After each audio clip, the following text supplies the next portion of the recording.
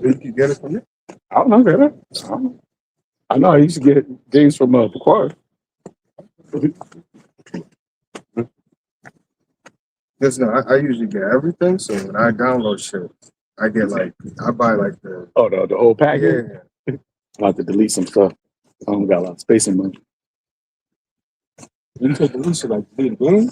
After you got big game. Yeah, If you want one, or if you want to invest in, it's a little external thing. yeah. I thought about doing that. I haven't turned my PS5 on in like 2 months, like a month. I said. Do it. I haven't had a You video probably in a need year. to do it. I think the last time I did it, there was like certain your tools. It's not like you just get regular skating. It's like saying that's real small, specific diagram that you gotta use to open it. Oh, you put the internal one on. So I know they got an external one, but you put the internal one. The external one, the cartoon is not good because you gotta you set up Okay. the, like I guess the reader inside there because it consistently just spins. Mhm. It just goes bad. But the internal one is free. Okay. I got internal and external. You got game for days. All right. Shalom, shalom. Yeah. First and foremost, we want to give all praises, honor, and glory to Yahawah, Bahashem, Yahawashai, Bahashem, Rakakadash. Double honor to the apostles and elders of Great Millstone. Peace, love, salutations, blessings to the house of David, which is the elect. Right, coming back through the spirit and power of Yahawah, Bahashem, Yahawashai, right, to prophesy. All right, the coming kingdom, right, the end of this world, the end of this age. All right, as we already know, right, breaking news. You should already know, as it says in First Thessalonians, of the times and of the seasons, brethren, we have no need to write unto you, but it is our reasonable service to speak these things, man, because as we speak, hey, the Lord is manifesting these things into existence, right? And it's a honor to be the vessels that the Lord uses to speak the downfall of this place, man. Right, brother can hold Jeremiah 28 and 8. So as I was going to say, right, Israel, the state of 48ers, America, and Iran, right, are currently right at war. All right, and there's been plethora of various different articles, information coming out of different places getting hit, right, different countries, getting attacked, getting involved, and as we always say, right, this is all according to prophecy, man.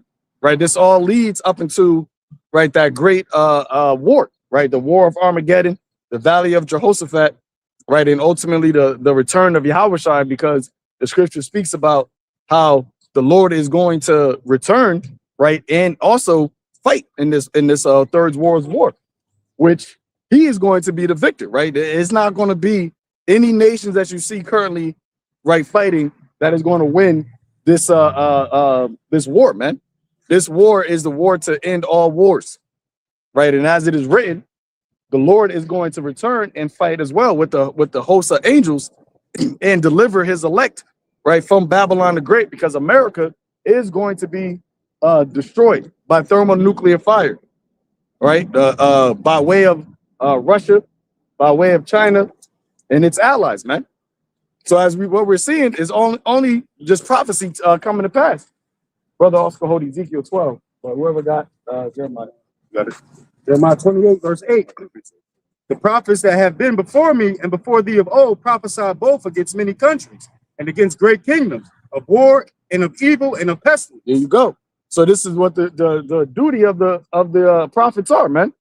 Prophesying against countries and against great kingdom. And it is not America it was a great kingdom, but it's on a downslope now. But this place, is prophesied from of old times to what? To be destroyed, man. Babylon, who are to be destroyed. And it says prophesied of war and of evil and of pestilence. And evil, war is an evil, meaning bad time, man. You see, and the thing is, the Lord, as you see in this place, in these people, that people are still clueless, right? They're still living in a mindset of carelessness, right? Thinking that they're secure. And that's actually a trick bag, a snare that the Lord got, America in, man. Go ahead.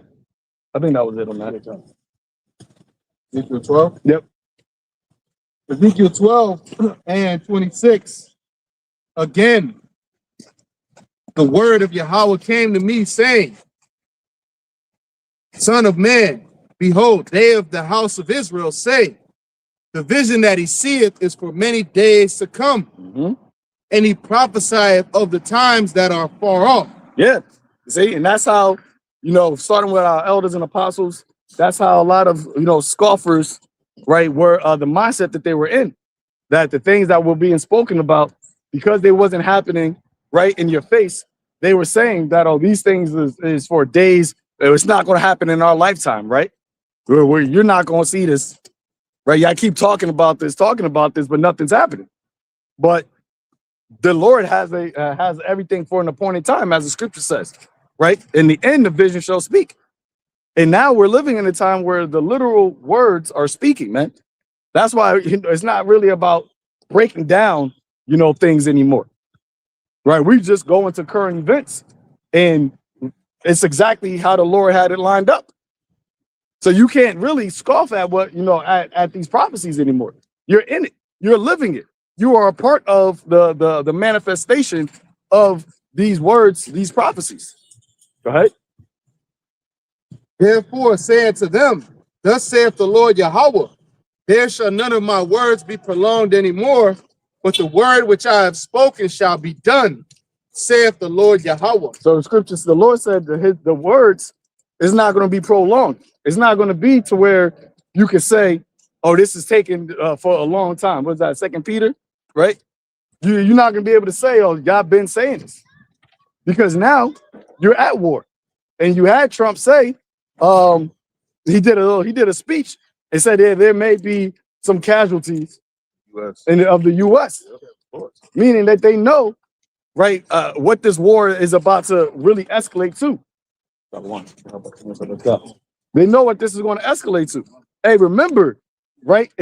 Remember back in August where you had Pete Hegseth call all of the generals and admirals to a meeting. All of them throughout the earth, brought them back and had a closed door meeting. First they had what do they call it? The optics, yeah. And then they had a closed door meeting. And you got to wonder, we already knew through the spirit, what was this all about? Because they were saying that this never happened ever in history, where the Secretary of War gathered all of the generals and admirals to converse, right, for a meeting. So that was back in August, which is what I believe 6 months from now. Matter of fact, I don't know exactly what day. It'd be funny if it was exactly 6 months, if that was like August 28th. But I remember it was back in August that they did that, man. Which is, like I said, 6 months. Which, hey, this devil, he loved using that 6, right? He loved using that 6, which the scriptures tells you is the number of a man. Go ahead. Oh, that was it on that. Nah, there was a little bit more. You keep reading.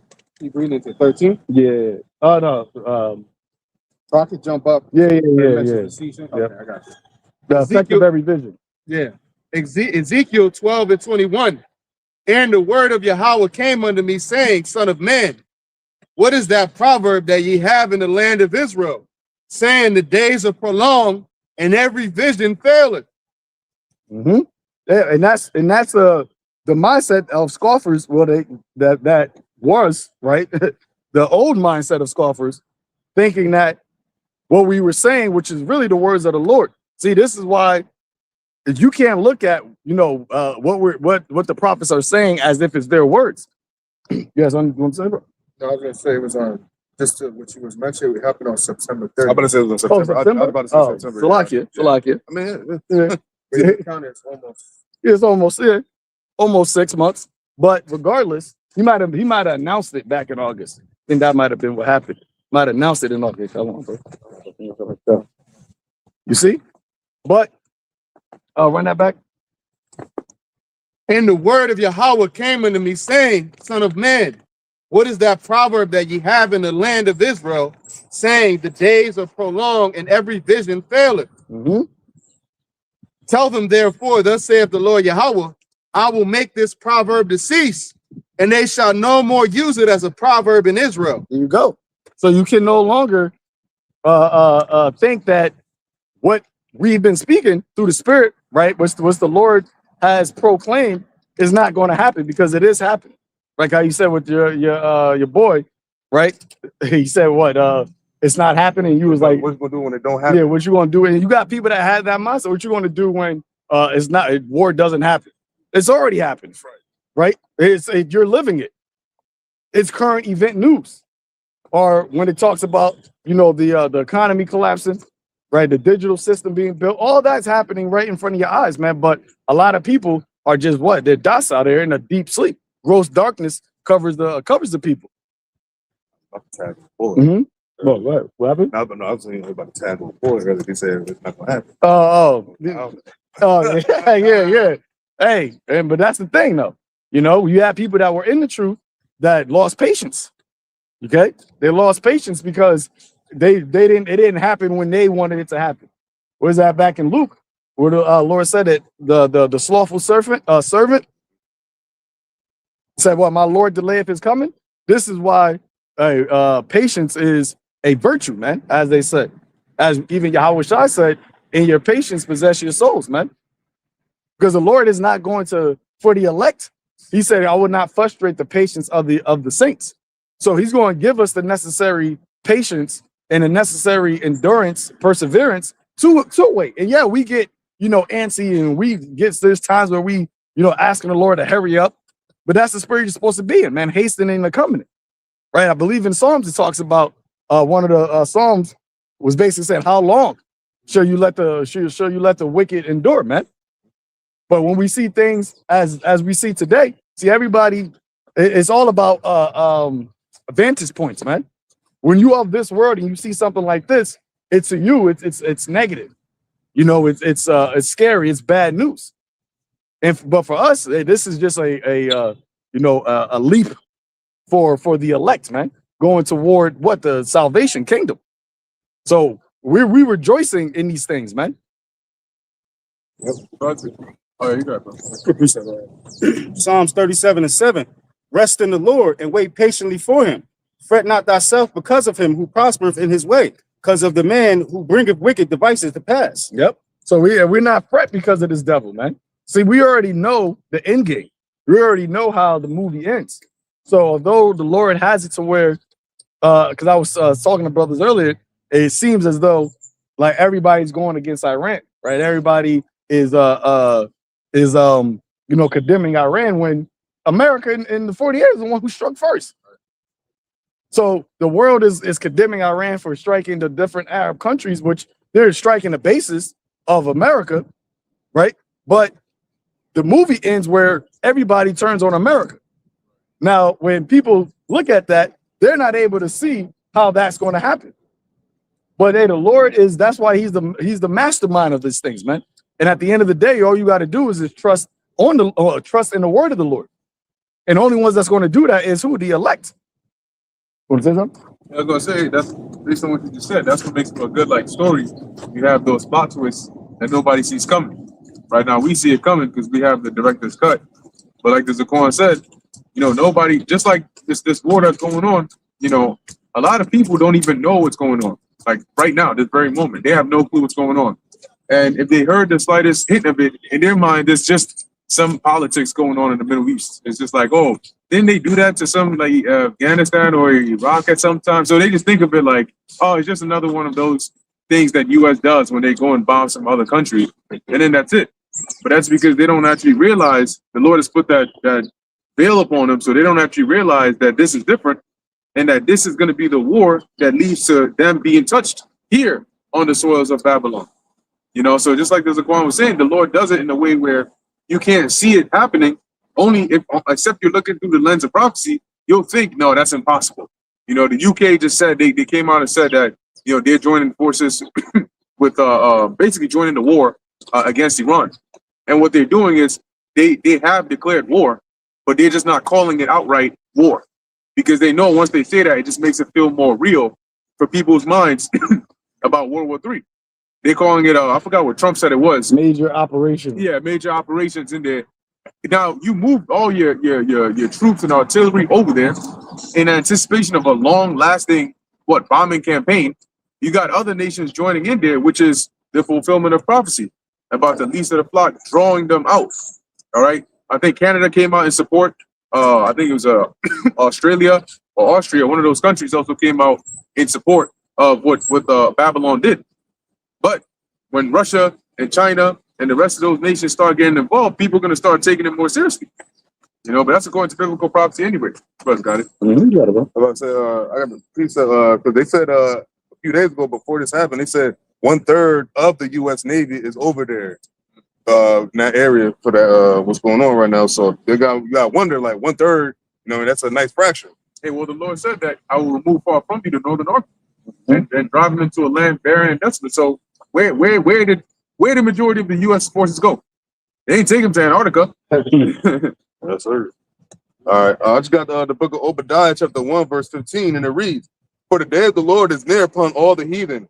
As thou hast done, it shall be done unto thee. Thy reward shall return upon thy own head." And that's self-explanatory. The recompense of what you did to the Israelites, though. So that's what the Lord really cares about. But like on top of that, he's gonna have y'all all fight each other. That's gonna be a mean recompense because like you think about it, they said there was 30 plus of those little elementary school age children, I believe all girls school, got bombed. They said it's debris falling everywhere, blowing up. It's a bunch of carnage going on, and counting. So like, they said they expected to go on for some weeks. The last year it was for 12 days, but this time, who knows how long it's going to be? And remember, the things happening now. It's not going to be a cool off stage. We're coming to a time where it's hot. When something's hot, and it's going to stay hot. Remember, this is an ongoing thing. Remember, they said it's going. I think Trump said it's going to be this thing was going to be heavy and ongoing. Yeah, widespread. Yeah, widespread and ongoing. So, and you had a lot of analysts, a lot of experts that were saying that this is actually something that America really can't win because they already bombed the Ayatollah's house. They said he dropped like 30 bombs on the shit. But they just came out and said that he's still alive. And the president. Yeah, and the president. So what we really trying to do?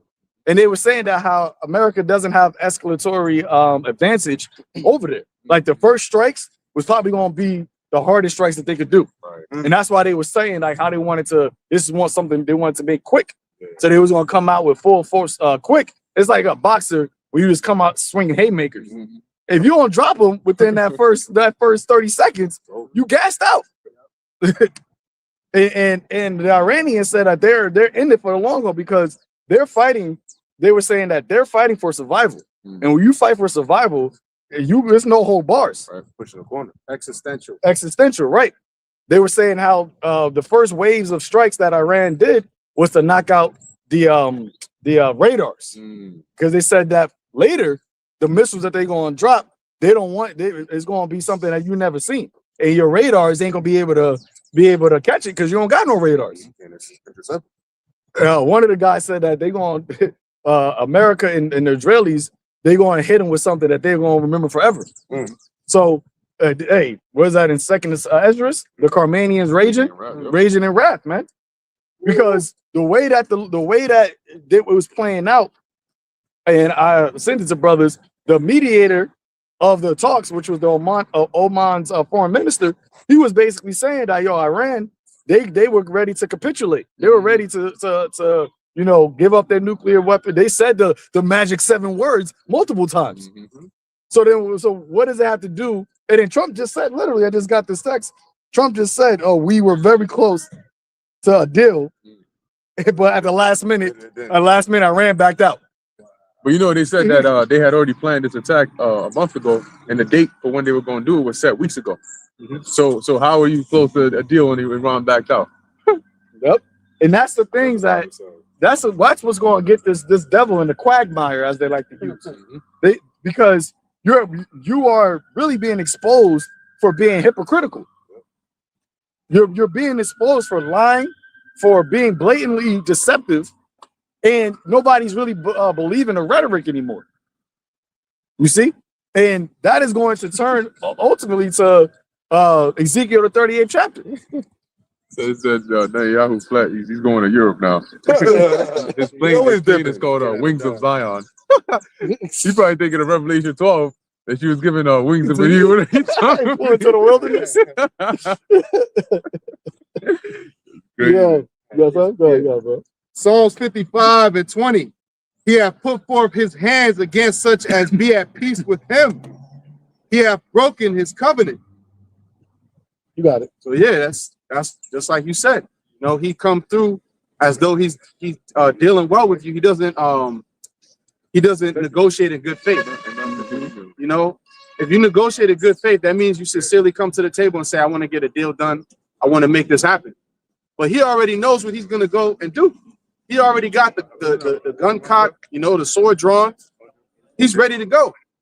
And they was already set to do it. And then boom, even though he's been talking that talk this whole week, we're going to see about these talks. The talks have been going well. That's what they've been saying, right? So where the hell did this come from? Yeah, Because that was what they were going to do this shit regardless.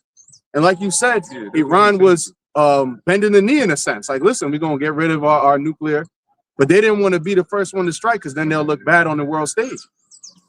But as time goes on, this is going to escalate. And like you said, if they don't get the decapitation strike out the gate, they already lost because they did not take the regime down. And they're throwing everything they can at it. So now what? Now it's going to be a long, drawn-out war.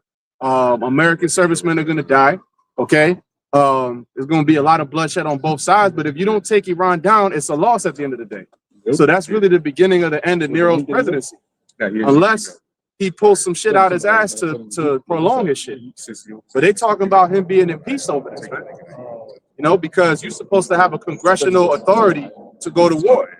He didn't get no pass from Congress, so Congress is going to say "fuck you," you know, and that's going to cause infighting. And that right there shows you he is in a dictatorship mindset, man. How you go to war? This is the second time you did this shit. You did it with the Venezuela, and then now you just did it with Iran. And they literally just said that they were supposed to have a meeting next week. Yeah, they were supposed to. Congress was basically going to make him, come to them for which is according to your constitution. Well, he said it in the beginning. I don't know if I gotta follow the Constitution. I don't know. I gotta uphold the Constitution. Uphold it. That's strategic because if technically you're in a war now, then you are officially a wartime president, and in that things measures are different. So if he started a war and now the U.S. is in a war, before they can come and say, look, we're issuing this new whatever to limit whatever you can do. He's already saying like I'm entering a state of emergency before you can come and pull me up on whatever you want to pull me up on. And don't let some sleeper cell something happen, because then at that point they can say like, oh, now we're under attack, so we have to declare war. Right. Because that's the whole shit was going on with Zelensky. The fact that Zelensky canceled elections because they were being attacked. And they were saying like, yo, you're not really a legit president. And he was like, well, I canceled it because it's a martial law state because the country got attacked. And then yesterday, Trump, literally just when he was doing one of his rallies, he said, what, should we go for another term? I think we owed one. It's like, yo, and you can't make this up, man. Everything is being laid out right in front of you. Like, what do you think? What type of Iran would use in the term? This is a banana republic right now, man. This ain't a true democracy anymore. Because what Trump is doing is literally setting up for you to not even have the ability to, vote anymore. The whole midterm election, if this continues, that shit gonna be done. Oh yeah, definitely. And it's only going to. He said he's the chosen one. What is he chosen to do? To bring in this new system. They just closed the Strait of Hormuz, which is what, 20% of the world's oil, which that is going to have an effect on people's everyday. See, that's when these Babylonians are going to wake up. And that's why the Lord said it's going to come upon you as a thief. Because something happens today, because you're instantly not affected, you just go on like, all right, well, everything is just fine. But then it's a trickle effect. As brothers always mention, the dominoes in the V for Vendetta.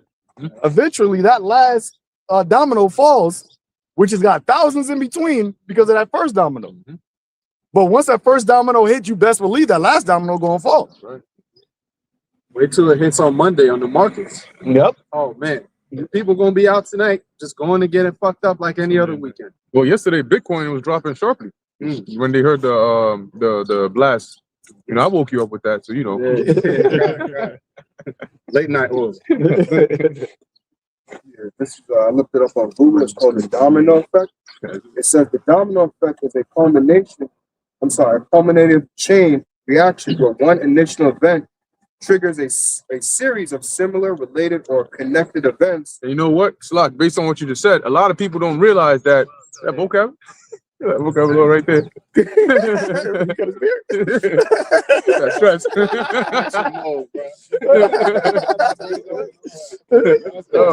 thought that was That would have been crazy. That would have been very crazy. Yeah, I was gonna say, a lot of people don't see the square up these verses. Spiritual square.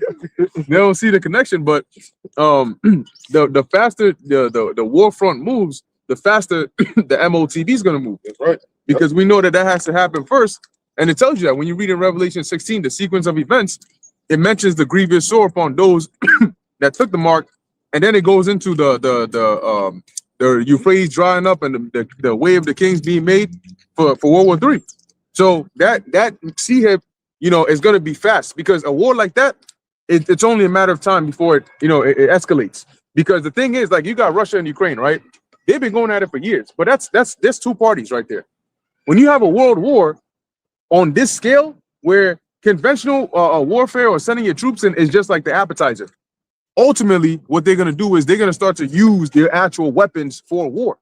And when one of them, just one of them, all it takes is one country to initiate it and say, I'm done with this shit. Boom, it's over.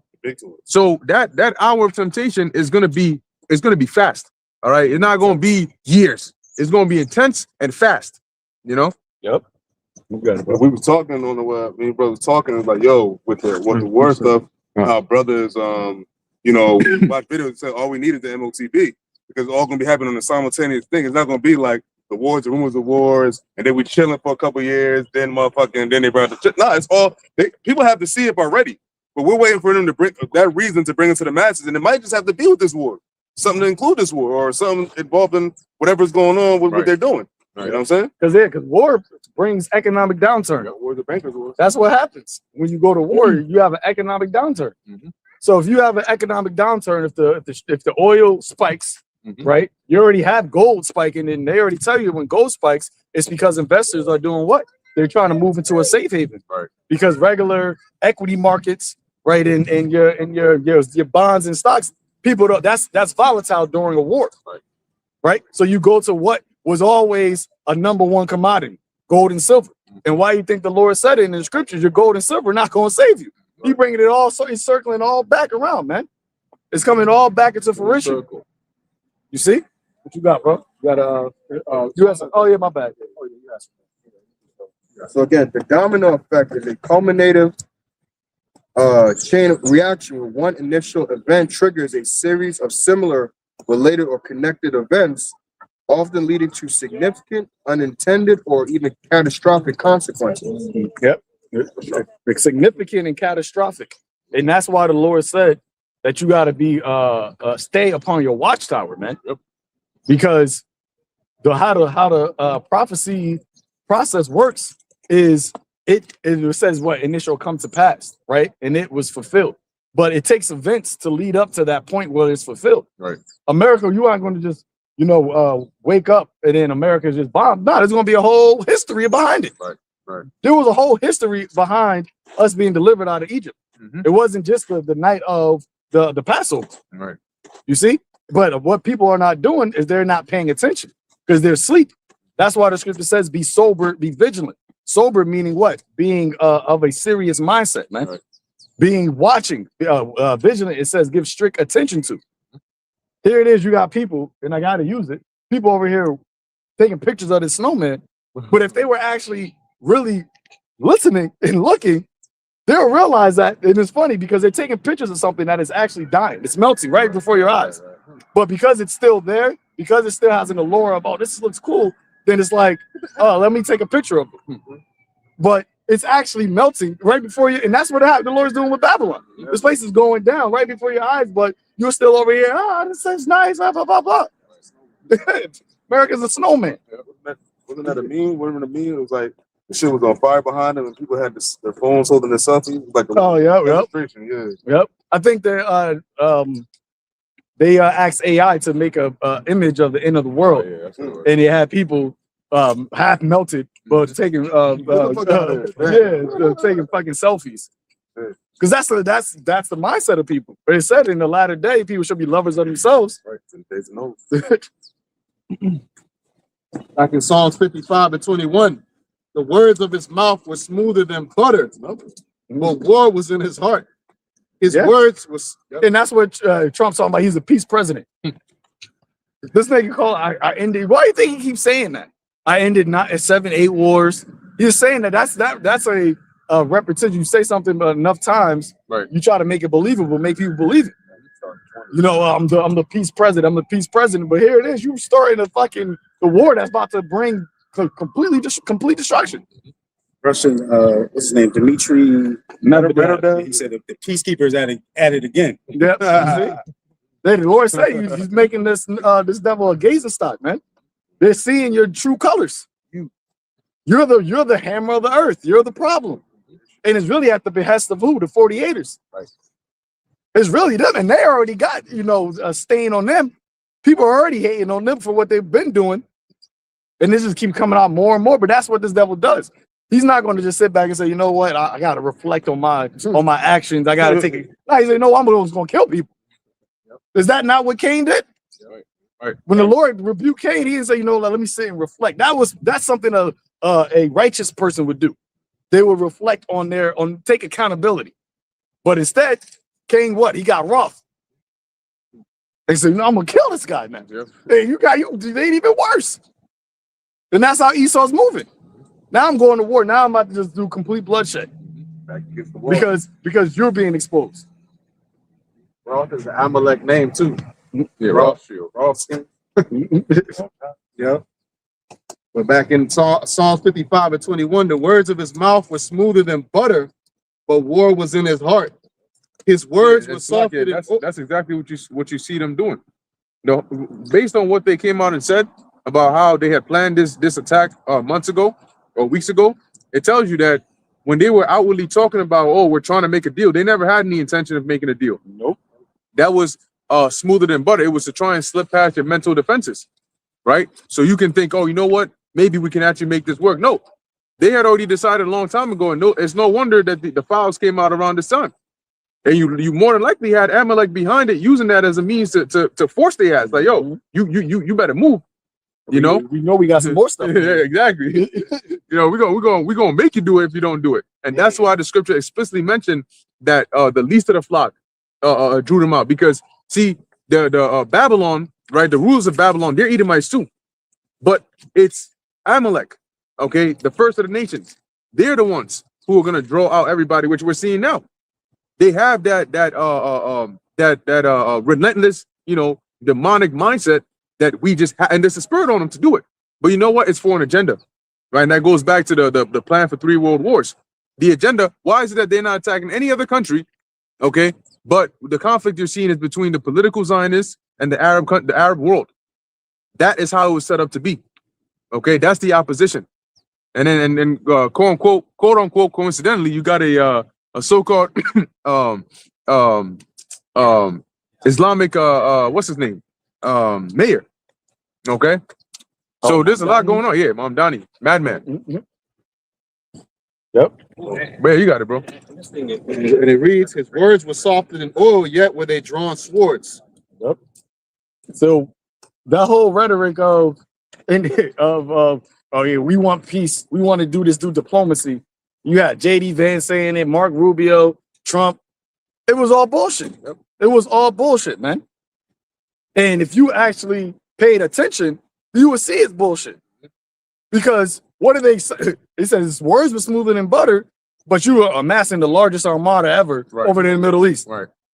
That's why, hey, I'm thinking, I'm like, yo, what are these fucking Iranians really thinking? Like, yo, I know the Lord brought us down. He brought y'all down too. Because if that was me, I'm just like, oh yeah, hell no, we ain't talking. Ain't nothing to talk about. Clearly, you ain't trying to talk. Word. So he's setting up C4s in your crib. And he just set up more and more while telling you as he's doing it. I mean, I think we can really talk this out. We can work out a deal. I think the talks are going good. Let me We're just going put real this right good. here. That's what you see, right? You had Kushner and Witkoff over there doing it. So that already show you what it was about. They're never gonna be. That's a small hat negotiated. You think you're gonna have a fair shot with that? But yet, were they drawing swords? He's gonna rely on his blessing at the end of the day, which is the sword. Just like we relying on our blessing. We've been relying on our blessing, which is the spirit of the Lord, man. And he's gonna fall in line with what his blessing is. So the Clintons was up there with the Epstein shit. Now all of the pressure's on. All the celebrity world's getting exposed. Hollywood, the whole house is coming down. Go to war. Now everybody ain't talking about that. Right. Now it's about Iran and how they just hit Dubai too. Oh yeah. Then they exposed the Bohemian Grove. These are all names of societies that you mentioned. You know, years ago they called you conspiracy theorists. Literally, the second you mentioned, you got these. They get together and they run in the forest and they do all this weird shit. They're like, no, that's conspiracy theories. But you know what's crazy? The fact that it has come out now and the timing is impeccable. The timing is impeccable because now it's exposed and yet people are so nonchalant about it. You know, they'd let you know they're on the island, you know, doing all kinds of rituals, eating human meat and all that. And it's just like, yeah, you know, hey, I saw the files. Hey, it's crazy stuff. It's crazy stuff. Crazy stuff. That's it. Right. They're literally performing rituals right before your eyes. But they know that the damage from the reaction of the people is less now because the people themselves are damaged. And then the Lord has them in that docile state of mind. And they're not, see, number one, people don't know. And two, they don't care. But that's because the spirit of the Lord is on them to be like that. And it isn't going to be until it's too late that then they're going to start asking questions. Then they're going to start bugging out. When it hits their swords, when they're affected. When you can't go to work, that's when reality hits. When they're telling you, look, there's a draft, and now your ass, where you going? They tell you right to the middle. You mean the same Middle East as getting bombed? Yeah, that's the same Middle East. You know, then it says what? The women, okay, you got it. Yeah, Sancho? Oh, no, I was just going to add on to the point, because you said it pretty much, is that essentially when it affects people, that's when they care. Because like you're saying, you're not going to care about these things happening to children if it's not your child, because obviously it's not your child. Right. You don't feel a connection there. But when it's your child, like let's say your child goes missing, now you're out there, oh, do you know what my child is? That's when you start to feel things. Because why? It's affecting you. It's hitting home, like they say, it's hitting home personally now. So a lot of those things that happen on the island, things like that, because it's not affecting you, well, hey, I ain't the one dealing with children. It ain't affecting me. Of course you're not going to. But if it was your child out there, because these children are somebody's children, they didn't just spawn out of nowhere. So because it's because it's not your child, of course you're not going to care. And then, you know, just that guy, I forgot his name, the Muslim guy, whatever. No, the one that be doing the videos. I forgot his channel's name, Middle Nation. I forgot his name, actual name. A lot of people are just Epstein Jr.'s and Diddy's Jr. Yep. They're doing the same thing. 2 Ezra 16, verse 33. It says, the virgins shall mourn having no bridegrooms, the women shall mourn having no husbands, their daughters shall mourn having no helpers. And the helpers are the men. So that's why it mentions, and it makes sense why Isaiah 4:1 is going to be 7 women to 1 man. Not literally, but it's going to be the ratio of men to women is going to be fewer men and a lot more women. And why is that? Because a lot of men are going to die. Both those that are here are going to die. It's going to tell you that as we keep reading. And those that are taken over there are going to die. Hey, and P. Hexeth already set up the mindset of they want men. Yeah, in the army. Word. They want men in the army. And guess what? You sodomites, y'all still men. you TGs, y'all still, they don't want y'all niggas. You know what I mean? They don't want y'all here. So they going to send y'all over there. Y'all going to be front line. Yep. And that's why it says in the Jeremiah that what? They want for born to fight, man. Yeah. It's I think he brought it up last night about the what was it? They putting t-shirts in the toilets. They put Colonel McGregor said that they're putting t-shirts in the toilet in order to stop on the Gerald. Yeah, on the Gerald Ford, so that you had that shitty situation with the shit all over the place. That goes to show you they're willing to be in a shit situation rather than go to war. They're like, man, I don't want to go to war for Israel again. Fuck this. Like I said, they went to Greece, and apparently Israel wouldn't even let them dock the ship over there. But here it is, you dying for them.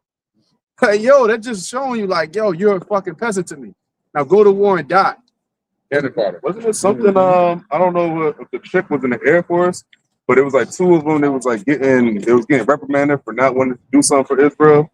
It was a lady. It was a military lady, and she was like, "Wait, that's genocide or some shit." Oh yeah, I seen that. You know what I'm talking about? Yeah, Like basically, they're basically going against an order to do something to help the small ass. They were pilots, I think. Yeah. Oh, yeah. They were pilots. Yep. They were crying and shit. Yep. It was a chick. Yeah. Verse 34. In the wars shall the bridegrooms be destroyed, and their husbands shall perish in famine. So what time was Ezra seeing? Because in that same chapter, it goes into all the things that are happening and that are going to happen, around the world, but primarily here in Babylon. So the same country where a lot of people are comfortable thinking they're going to be okay, guess what? Their husbands, their bridegrooms, the men, they're going to be sent over there, and they're going to die. That's what we just read. They're not going to take men of the Lord because we're already on the T watch list. Right. They got us on the do not service list. That's to take them out. So why the hell would they put us in their armies? They're not gonna do that. Okay, so it ain't us they coming after. It's y'all. We got the Lord, the Spirit of the Lord with us. That's why it says that a man is gonna be more precious than fine gold. Okay, because you're gonna have people having women and men having to deal with everything, right? The elements. Okay, there's that video that was circulating. You had that chick talking about if you a man and you can't protect me. And then when the time when all hell breaks loose, and she does jujitsu, and she could probably, choke out a lot of people. But she's saying, if you can't protect me, then what need do I have of you, right? Because that's the times we're coming into where they're going to realize that very, very painfully too. And the thing is, you're going to be mad late to the game. You're going to come mad late, thinking you got priority. Like you walk in the room and now everybody got to, speedily try to offer you help. That's not how reality works. So wait till the uncomfortability hits American soils. And that's going to be very, very, very quick. As you said about the snowman, right? It's spiritual because it captivates everybody. Meanwhile, literally right next to it, is literally the most important thing that you can hear in your life. Real life. They stop for an idol. That's what it is. Leprechaun snowman. They're idol worshipers, man. No idol. That's right in front of your very eyes. That's what you see going on, man. Yeah. And that's why the Lord is going to have this indignation upon this place. Mm-hmm. Because he's like, yo, I sent my prophets. Mm-hmm. Mm-hmm. I gave the warning, and you would rather listen to something or acknowledge something that can't speak, right? That can't hear you, mm-hmm. that can't think. You're over here taking a picture of that. Mm-hmm. And they said a picture's worth 1,000 words, but they ain't speaking nothing. You got flowers and shit. Funny because they would say, well, we're not worshiping it because they think of the worshiping, you're actually bowing down and saying, oh, snow god, but like you're admiring it just the same. Right. You're admiring something that has no life. It's melting, like the brother said, and then it looks stupid. That shit looks stupid, actually. You know what I'm saying? Somebody, a man just like you or whatever, a man or woman made it just like what you are with human hands. Mm-hmm. And more likely some human hands are going to fuck that shit up eventually. Right. Or foot. Feet. I'm gonna kick that shit's head off. They'll come after you. Like Daniel. They'll legit come after you for this item. Crazy. Anyway, well, make another one, motherfucker. Brother, I'm not has on. I searched up worship in Google, and this is what it says.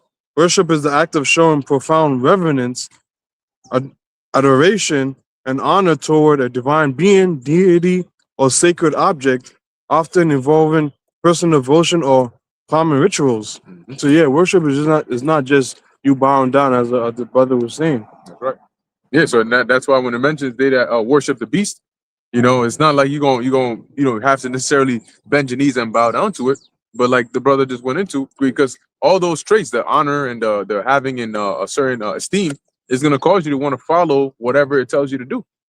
Which that's what people are gonna do in this time. They're gonna go right along with the system eagerly, because they're gonna think. See, when we tell them about these things, they're still thinking that this is just a hindrance in their normal life. And just like everything that happened in the past, it's gonna come and go. And once it goes, where's that gonna leave them? That's how they're thinking. So that's why when you tell them, look, you can't take the MOTB, they're like, well, where's that gonna leave me in terms of the rest of my life? Right? Am I gonna stay like this, or what am I gonna do? I wanted to have kids and have a family and the white picket fences and all that. So how am I gonna do that? Because they're not seeing this as the actual end. Okay, they're seeing this as a hindrance in their life that they think is going to continue on forever. But that's not the case. And by the time they realize that, it's going to be too late for a lot of people. You know, so you got to get it right, man. You got to get it right. Yeah, if your eyes ain't open by now, you shouldn't have any doubts in your mind where things are headed, because this isn't new.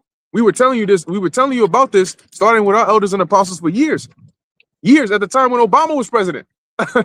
Okay, And they were doing that before, even then during the 80s.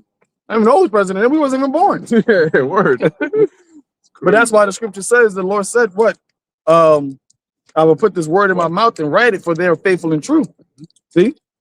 The word of the Lord, the Lord don't lie, man.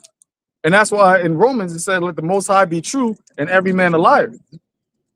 Okay, because right now you can only deduce that what the men that have been prophesying in the name of YAHAWASHI was saying, they gotta be the men of the Lord, because what they're saying is true.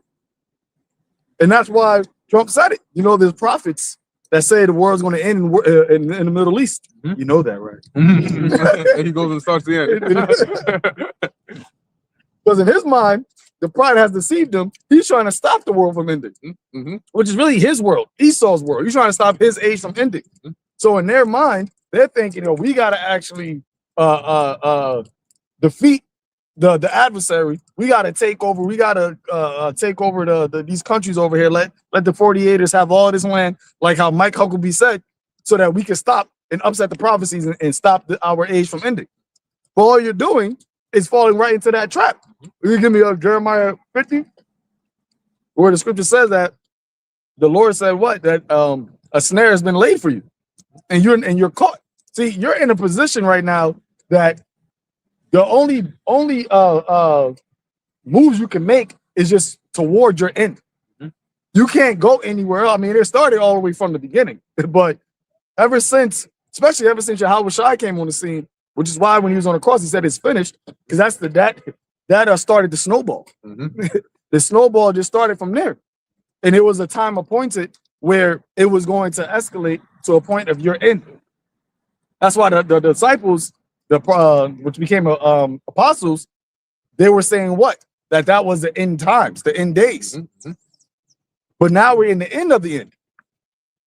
Whoever got it. Jeremiah 50 and 24. I'll start from 22. Jeremiah 50 and 22, a sound of battle. You start from where it says Marathon? yeah, Marathon. Oh, yeah, that's murder. Jeremiah 50 and 21. Go up against the land of Marathon, even against it, and against the inhabitants of Pekod. Yep, and Marathon means what? Double bitterness, which is what America means. Martigo, which means bitter. That keeps flying, right? So the Lord has already pronounced. See, when you were able to decipher through the Spirit, when you're able to decipher, which the Spirit gives you, the clues in the Scriptures, it's very evident who is who in the Scriptures, man. That's why these Christians, they have these so-called Christians, right? Come anti-Christians. They don't really understand that America is Babylon the Great. They don't get it. They're talking about Jesus Christ and salvation, but then they over here speaking about, oh, God bless America. Do you not understand what the God of Abraham, Isaac, and Jacob has pronounced against America? But that's once again because you don't have the Spirit. So you can have the book, but it's like having a book that is sealed, or it's like one that can't read. That is what it's like to you. So it's really undecipherable to majority of people, and that's why a lot of people look at the actual truth of the Scriptures as foolish words. It's because you really can't understand and interpret what is being said. Got it, bro. Yeah, I was just gonna say, people don't understand the thing about salvation is that, like when you go back to the story of Exodus, when the children of Israel got delivered, they had to get saved, but then what? The Egyptians also had to go down. Somebody has to go up, and somebody has to go down. So if people are going to be saved at this time as well, somebody has to go up, meaning somebody has to be saved, but somebody also has to be destroyed as well. Right. And that's the theme of salvation throughout the Scriptures, when you even go into the book of like Judges and things like that. It wasn't just okay, just leave the other nations alone. No, the nation of Israel had to get raised up out of that captivity, or out of sorry, that candy is out of from underneath that other nation. It wasn't just okay to skate on by. No, somebody has to go down. Somebody has to be punished for what they did. That's why it says in Revelation 13:9-10, he that has ears, let him hear. He that lead into captivity shall go into captivity. He that killed with the sword must be killed with the sword. And we have been going through dealing with the captivity here. I'm sorry, this thing is like, oh bad, sorry.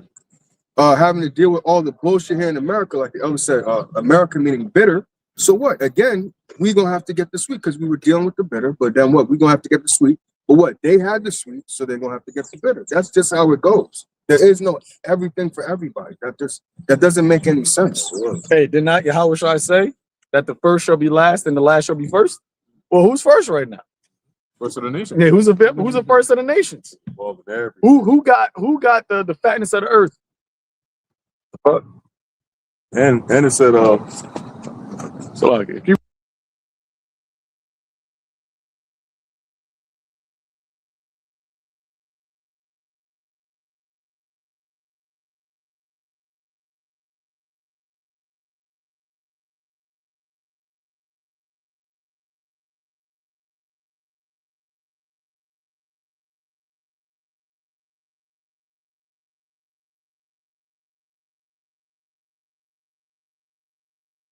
It has 4 of the letters in America in it.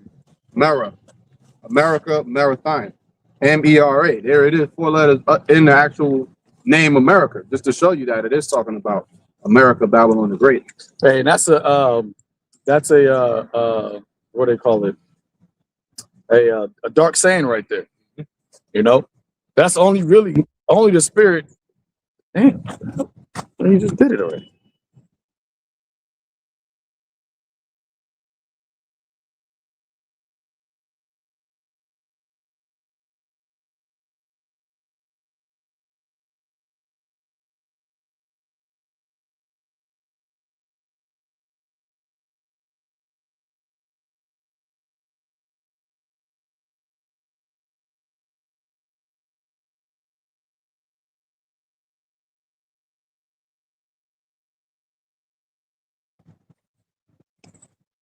Block it. Jeremiah 50:22. A sound of battle is in the land and of great destruction. Well, if you over in the Middle East, right, when you woke up to hearing bombs dropping, man, that was your morning wake up. From the day before, you were just going about your day regularly, and then the next day you hearing bombs drop. They're calling it Operation Epic Fury. Epic Fury. Oh, Yep. shit. Great rap. Hey, the great wrath. And that wrath is only going to get more intense because you see how Trump is moving. If he don't get his way, he's like a little kid, man. Right. He gets in that bratty mood. And don't let the shit happen to where there's a lot of casualties on the American side.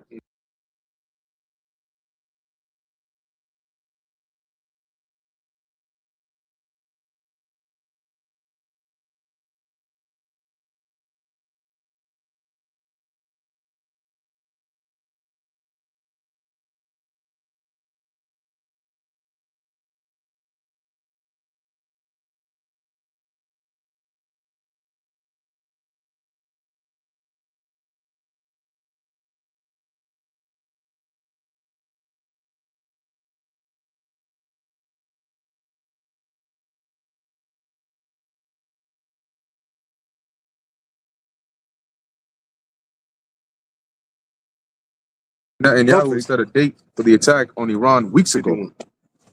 There you go. Gotcha. How can you ever negotiate with them ever again after that? How can anybody negotiate shit in June? Yeah, and I believe a few weeks ago, brothers covered how they did the same playbook. Like the brother said, we covered how they did the same playbook in June. You know, talking, and then boom, we hit you. You see? Precept is words are smoother than oil. I know how to do the But war is in his heart. He's hell bent on destruction and death, man. Seems He's hell bent on bringing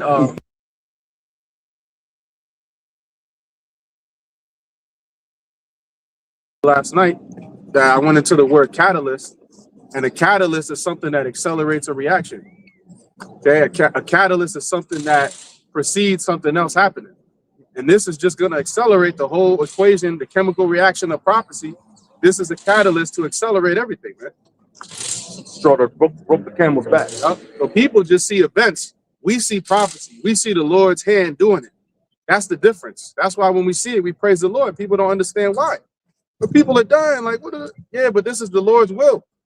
Yep. This is what he's doing. So how can we come against who have resisted his will? At the end of the day, we're in accordance with the Lord's will. We ain't against it like you people are, man. So when war happens and people look at us like, well, y'all just happy to see this, right? You're damn right. You're damn right we're happy, man, because that's a sign of our Lord returning. That's a sign of YAHAWASHI coming back, man. Not just war and just random events that we don't know what it means. You don't have no understanding, stupid ass. That's why when you see it, oh, it's just war, man. It's bombs, man. It's bad. No, it's the Lord's will, stupid. Where I can attest for you finished? Yeah, you got it. I can attest. I got a family member, close family member. I was like, yo, man, this war stuff been going on for the longest, right? But yes, but you gotta also think about the dynamics of the wars taking place now. Don't think about what happened back then. You gotta think about what's happening, why it's happening, where it's happening. Right. You know what I'm saying? If you look at when it said the Valley of Jehoshaphat, that's where all this is taking place, and this has been going on constantly for 3 years now. 2023, right? Since October 2023. Now, I just heard somebody talking about they're declaring that they want the small heads to get reparation for what happened in October 7th or 10/7. Yeah. But anyway, I seen something on I said from the New York Post. It says Israel strike on Iran largest yet with 500 targets hit. IDF says 500 targets so far. And remember, the Lord said the slain of the Lord shall be many. The way they're taking out, yeah, you had wars back then, but you know, you had to chill, you had a cool off moment. Oh, it was cool, or America would just be winning. They're not gonna just run through the Iranians like they did all these other wars back then.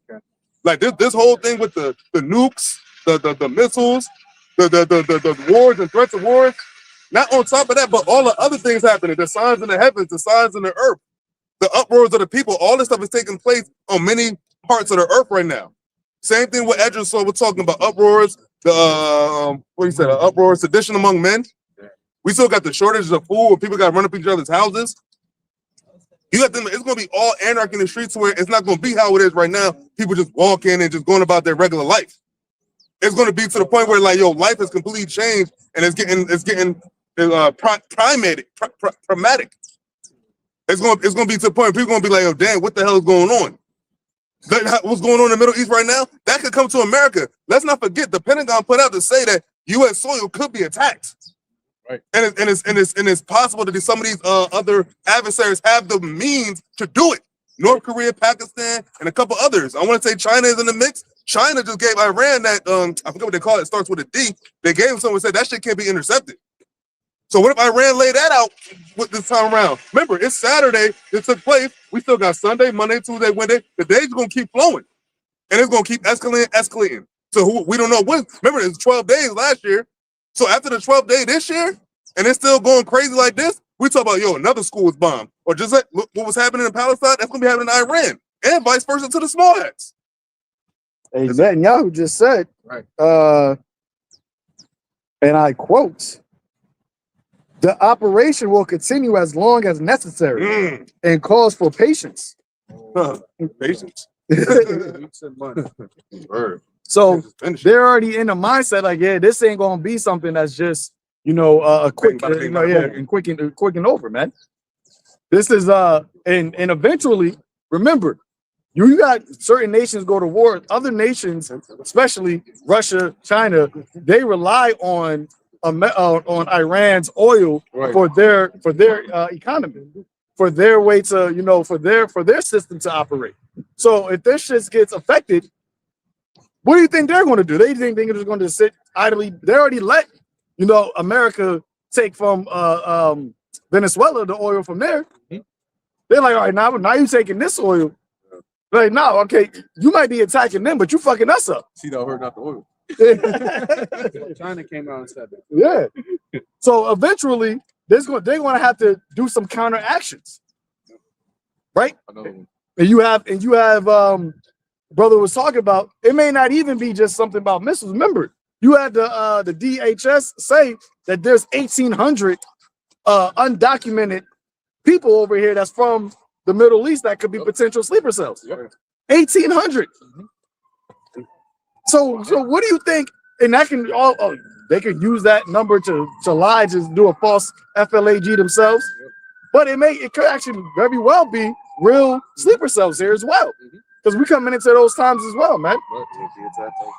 So you just going about your day, then you see, bomb, you hear something happen over downtown New York. Right. Yeah. Put it to those songs. Now it's not safe. Right. Now you don't know where you can go. I was just gonna say that Trump, in his statement, he said, we care about the Iranian people. We're, take back your country. And Brother Charlemagne, we were speaking about it, that how do you know that there ain't gonna be some extreme or worse motherfuckers that get up in there? So you're just saying, here, go ahead and to another Muslim population, which you already making them more extreme by killing their people. They just hit a school of all girls school, and they killed like 50, 60 women and children. It's at 100 or something now. Probably more now, yeah. So it's just going up. So how the hell do you care about the people, but you killing them? So then you breeding more extremists. So you know, bro. That's your choice. Yo. You probably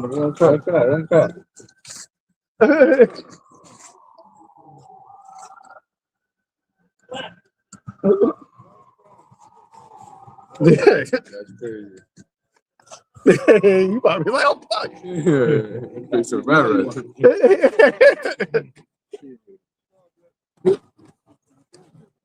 Nah, I had opened it for them, but I forgot to lock it. Or I don't know, maybe it was whatever. Ain't nothing. You got the same card. Yeah. Honest mistake, bro. Yeah. This is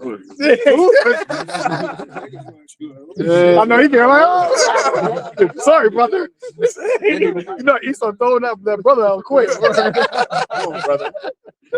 Sorry, brother. But hey, this guy gotta be on point. But the water was checking that out because I wasn't even looking at it. Go in there.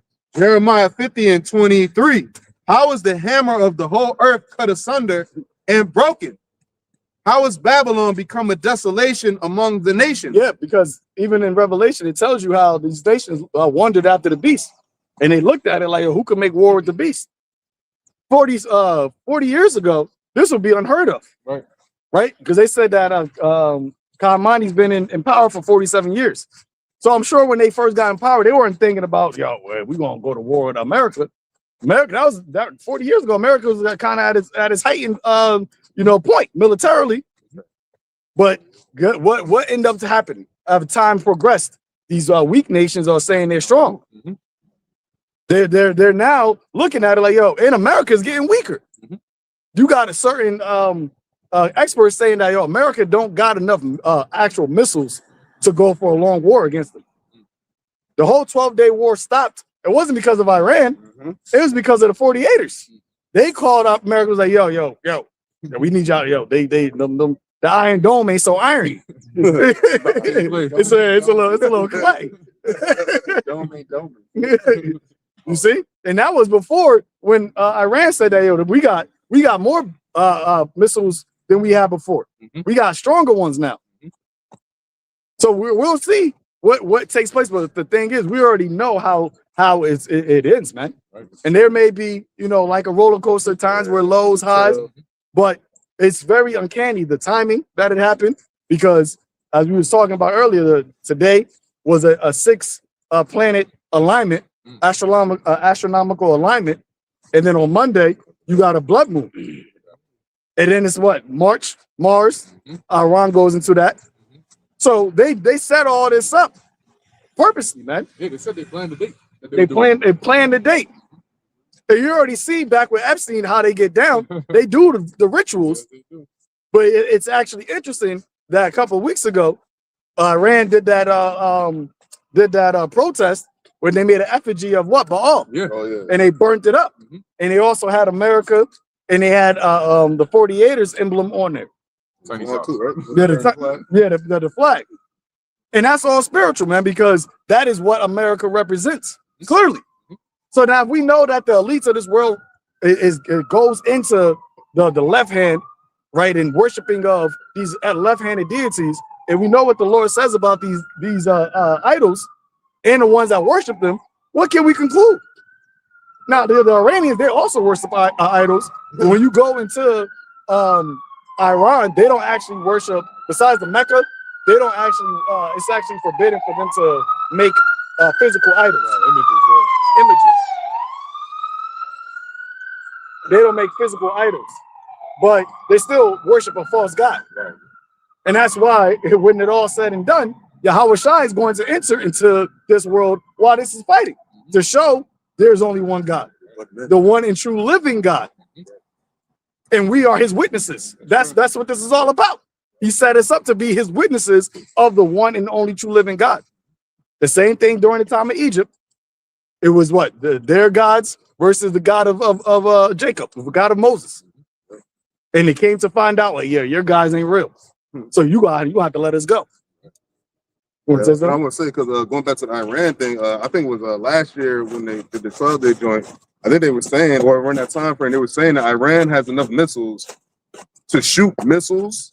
Now I could be butchering it, but I know it said it's enough missiles for 5 days straight to shoot for 24 hours. There was some kind of math like that. It was like they have enough missiles for some straight consecutive days to shoot it for 24 hours. So basically the whole day. And that don't include Hezbollah. That don't include the Houthis. That don't. Yeah. So you got to add that and factor that in, man. So, yeah. But you got anything, Ron? Yeah, Khan, I was going to say, basically, over the past few months, brothers, we've been talking about how, Babylon has sent up all these speeches and saying that they're trying to come up with a peace deal and all these different things. And so is Israel, right? We remember how they came up with a peace deal earlier this year. And we said, yeah, it's not going to last long because Israel is going to be the ones to violate that peace deal. All right. And they always do. Why is that? Because they actually have, and I brought this out before, it's called the Kol Nidre pledge or / oath that they always take every year. And I'm gonna read a little bit about it just to give you an idea, because a lot of Christians don't even know that this even exists, right? And it's something that these Jays actually do on a yearly basis. When we hold our Day of Atonement, right, a day where we afflict ourselves for the Lord to forgive our sins, these devils pledge an oath to basically annul any and every covenant that they may make over that year or that calendar year. So if they pledge a peace deal with you over that year, guess what? It's null and void. Okay, so don't even believe that. So you'd be a fool to believe all that shit. So let's read this real quick. It says here, the wording of the altered version of the Kol Nidre, all vows, that's Kol Nidre, all vows prayer makes the recital of the prayer a release during the coming year from any obligation to respect any oath, vow, or pledge made during the coming year. Okay, it says like any 1-year license obtained from the federal, state, or municipal governments, the altered version of the Kol Nidre prayer is also a license for 1 year only. Kol Nidre, all vows, prayer extends immunity in advance for 1 year from all obligations to observe the terms of oaths, vows, and pledges made in the year following the date of the Day of Atonement when the prayer was recited. Okay? It says each year, however, it becomes necessary to renew this license, which automatically revokes in advance, right? Revokes in advance any oath. So when they're already going into some type of peace deal, it's already a fraudulent deal to begin with.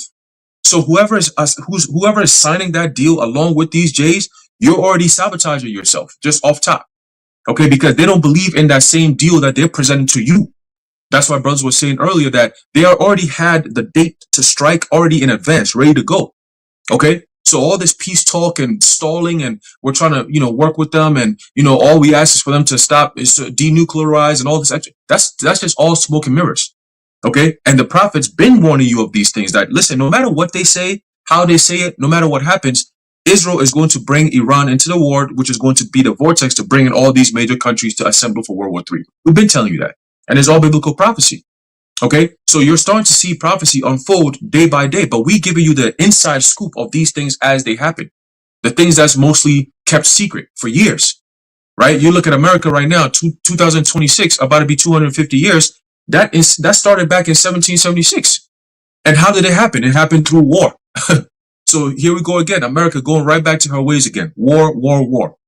Okay, so continue finishing off. It says, each year, however, it becomes necessary to renew this license, which automatically revokes in advance any oath, vow, or pledge made during the next 12 months by again appearing in a synagogue of Satan, all right, on the next day of atonement and reciting the Kol Nidre, which is all vows prayer again.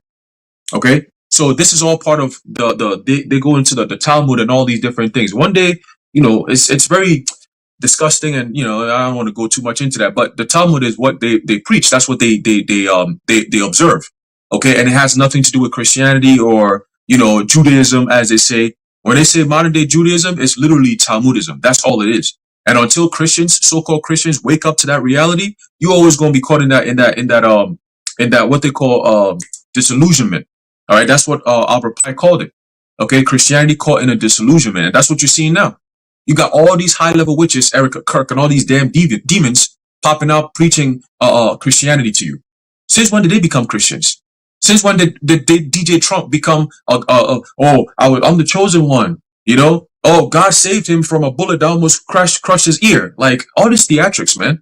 And we've been calling this shit out from day one, but we get called conspiracy theorists. But we're reality. We're based in reality. Okay, we're students of reality, man. All right. And ultimately, the reality is going to catch up to America, Babylon the Great. All the folly that's going on, you got so much things that's happening now that when you compare to a few decades ago, people will be panicking. People will be panicking, man.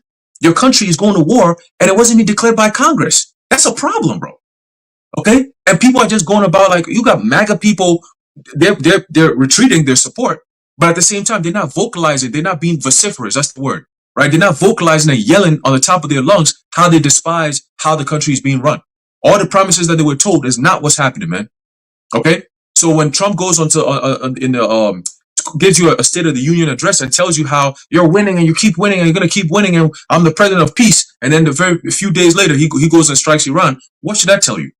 That every promise that he's giving you is all bullshit, is all lies, and the reality is about to set in. The MOTB is next, right around the corner. All right. Y'all brothers got it.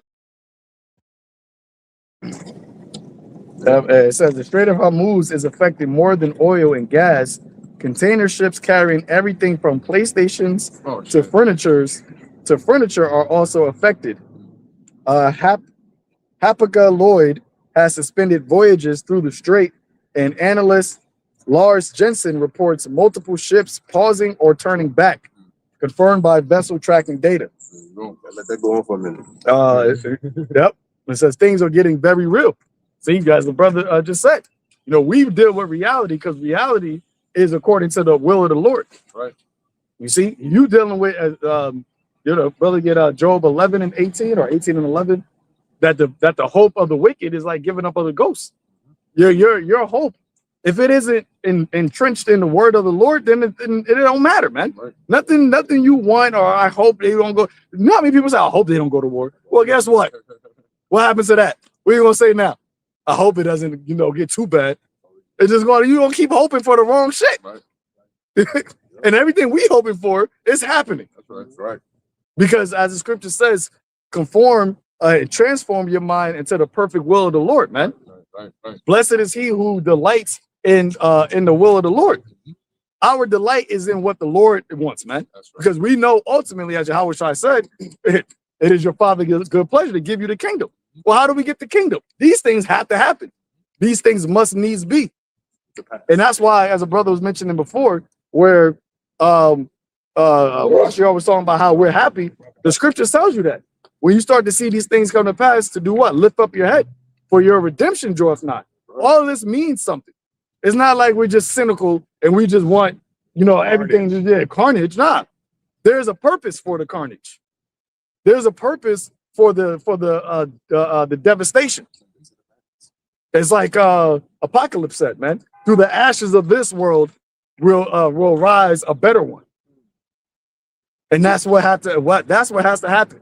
This place got to burn. This place got to go. That's right. It's like Thanos, and a lot of people they misunderstand, because it shows you that this the directors, and the people of this world, they turn everything upside down, because when you watch a lot of those or read a lot of those stories, they make the villain the hero and the hero the villain. Yep. In reality, if you actually listen to the things that the so-called villains actually say, or why they became villains, or what their purpose, because they always got a purpose. For the most part, there's a reason as to why they're doing that. Right? You look at Thanos, he had a philosophy. He had an actual reason. And he's like, I'm trying to fix the world. I'm trying to bring actual peace. And half of you ninjas need to go. All right. But the way they portray it is from the perspective of the antagonist. Like they'll make a TV show with Satan as the protagonist. Then they have you supporting Satan against Michael. They have one. It's called Lucifer. Yeah, Lucifer. Transform himself into an angel of light. So it's all about perspective. And that's what they use propaganda for. Propaganda is like watching a freaking reality TV show with the devil as the main character. Because when you look at it from his lens, then everything looks like, he's the victim. You're supporting his story. You want him to succeed. But in actuality, he's the devil. He's the one bringing harm and danger to everybody else. So ultimately, that's what they're doing right now. They're pointing the news and everything from the angle of the perspective of the devil. So you think, oh, you know what? They're saying it's for the safety of the American people, and who believes that? So now they have to go with the angle that they're trying to gain ICBMs, and in that case, they can actually target the soils of Babylon. They did say they could reach Trump's palace. Now, if you say you could reach his palace, typically when people hear of a palace, they think of a king or a kingdom, because Trump right now, he's the king of Babylon, the cruel Lord. Got it. I got a precept. 2 Corinthians 4 verse 3. But if our gospel be hid, it is hid to them that are lost, in whom the God of this world has blinded the minds of them which believe not, lest the light of the glorious gospel of YAHAWASHI, who is the image of God, should shine unto them. There you go. That's a beautiful point. So how did he blind them? Well, we just gave some examples. I just gave an example. Yep. You see? So our gospel was hid unto these people, but it's because they're lost. It's not because our gospel is wrong. It's not because it's of no effect. It's because they're lost. Right. They're blinded. And that word lost is apollume, which goes into perish. They're utterly useless. So let the multitude perish, which was born in vain. The people that's going to walk by from this and then take a picture of a melting snowman with some damn what is that? St. Patrick paraphernalia. You obviously are born in vain. Like your obvious existence is all right. Well, you just gotta just go. What's the time to do that? Because the person who took they'll walk past the person that made it, and then actually look at that as it being something to be admired. But a person right next to it, they probably look, somebody has some money. They won't give the person no money, but they take a picture of the idol. That's how simple people are, man. And everything is all upside down. That's the point. Babylon, Esau, everything's all just a bunch of confusion, man. There's confusion and folly. That's why the judgment of the Lord is going to fix that. And he's brewing it up now. This is all the workings of the Heavenly Father. Hey. Ba'ashem Yahushua. U.S. issues a worldwide caution to its citizens for fear of Iranian retaliation. And they also said that NYPD are on high alert because of that. Because why is it that they're on high alert? Because they know that they know that attacks over there warrant attacks over here. That's what they had the damn freaking who was the guy? Christopher Wray.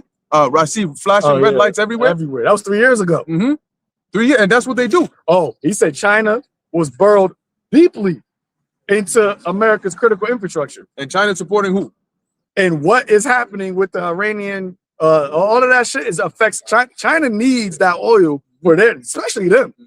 They need that shit. Because they trying to keep up with the economy and their production. Right. So they're constantly. That's why they're so heavily involved in affairs with Iran. Because and their AI. Yep. So they need that oil because China don't got oil. So if they got that, but then they're also burrowed deeply into America's critical infrastructure, and they're seeing America fuck up their shit, what do you think they're gonna do? Mm-hmm. You just had Trump came out a couple days ago and said that there was information that came out that said that China was actually involved in the 2020 rigging elections, quote unquote. Like they were basically fucking up the voting systems. Okay. So it's all happening right behind a veil. But because people are asleep, they don't. All you gotta do is peek through. You're gonna see the type of madness that is happening, man. But now you just want to stay on the outside. I want to be ignorant. That's why the scripture says willful ignorance, man. Yeah, Iran might be. I mean, they could attack the U.S. inland through China. You know, because China, a lot of them tech wizards. A lot of them Moabites, they deep into that. That's why they always competing with China when it comes to technological breakthroughs. You know, so if they're deeply embedded, and almost everything that functions here is electrical. They moved it all to the electrical grid. It's everybody. That shit is crazy. Damn. Yo, that's not even children. Oh yeah, exactly. Nah, that's the spirit. That's the spirit, and the Lord. That's why the Lord had us do that. That's literally a testimony against the inhabitants of this world. And you want to know what's interesting? The brother was down there because they're usually down there, right? Yeah. And I had parked here. I was walking down there. He was coming up this way, and he was talking about how like the snow was everywhere. So I'm like, yo, I can't find a spot. This is the only spot that was like basically had where it felt clear. Okay. So I was like, right next to this. Yeah. Everybody's stopping over there to take a picture. For those that don't have the context, there's a snowman that somebody built in the chair right there next to us. They put a green hat on it with some green beads and a little cigar pipe thing in his mouth, holding some flowers. It was a lollipops in his mouth, holding a Tootsie Roll, holding flowers. And they walk by, and if they're coming from our left, they'll walk right past us, stop on the right, take a picture of it. If they're coming from the right, they're gonna stop right there, take a picture, and then walk right past us. And that's the Lord showing you, right? Choose life and live. And in Sirach it says that, right? That life and death, you know, presented. Yeah, it's presented. You know, and whatsoever a man liketh, that he chooses, and that's what's going to come on to you. So let's see if that picture on your phone is going to deliver you when the missiles are coming, or when there's a famine. You're going to come back a month from now, it's not going to be there. This is literally why the Lord stressed so much, because the same snow you're taking a picture of is the same snow we're standing on. It's the same snow you kick when you're walking past. Same snow you were just mad at for snowing. Crazy. Oh, shoot. But that goes to show you, what is that? Get that in Jeremiah 49, that that every man is brutish. Yeah. Like these people are brutish, man. This is what you call brute beasts. Like this is exactly what that is. A dog won't even walk by and look at that shit, man. They'll look at it, pee on that shit. But here it is. You won't stop and actually take a picture to commemorate it, to memorialize it. That's what pictures are for, right? For a memorial. This place is just full of idols, man. Idol worshipers. Sure. That's why when that MOTB come, people gonna definitely take it, man. That's the definition of something that's transient. It's temporary. It's literally gonna melt. You know, and you see eternity is right next to it. Right. The word of the Lord being preached, and the fact that you take interest in that, you know, it'd be one thing if you just see the snowman you walking, but you got the prophets right next to it, and you don't even ask nothing. You don't inquire about nothing. The word of the Lord, you see men with Bibles in their hand teaching the word, and you don't take no notice at all. It's like we don't even exist. It's like it's just an invisible force field around us. But they'll take notice of that. That's why the scripture said the idols of Egypt shall be moved at his presence. Okay, and that idol's being moved right now. It's melting right before their eyes. It's going to be gone tomorrow. And this is the sun. The Lord said he 10 times 1,000 brighter than the sun. See that? So why do you think this day going to burn like an oven, man? I just want to say something real quick, because, you know, so to add on what this brother was saying about like walking past the prophets, because like it's not like we're out here talking about like, you know, get your tickets to this next concert or some bullshit. Y'all hear buzzwords like Trump, you hear Iran, you hear things we talk about. It's like it's intellectual stuff that people that walk by, they probably would talk about it with someone else, but they see that a bunch of niggas, you know what I mean, and that's it. But what we're talking about, sorry? No, sorry, what do you mean? Yeah, it's like what we're talking about is like this is stuff that we're talking about, stuff that's going to impact our lives. Like we're coming to the times that all the events taking place are going to be very impactful on everyday life. them attacking Iran today, you don't think that's going to affect tomorrow or Sunday, Monday, Tuesday? Just give a worldwide caution to its citizens, man. But the brother can also hold Isaiah 47. It talks about we get that too. It talks about the carelessness, man. Right. So who got Job? We get Job, and then you got Job. Jeremiah. 51.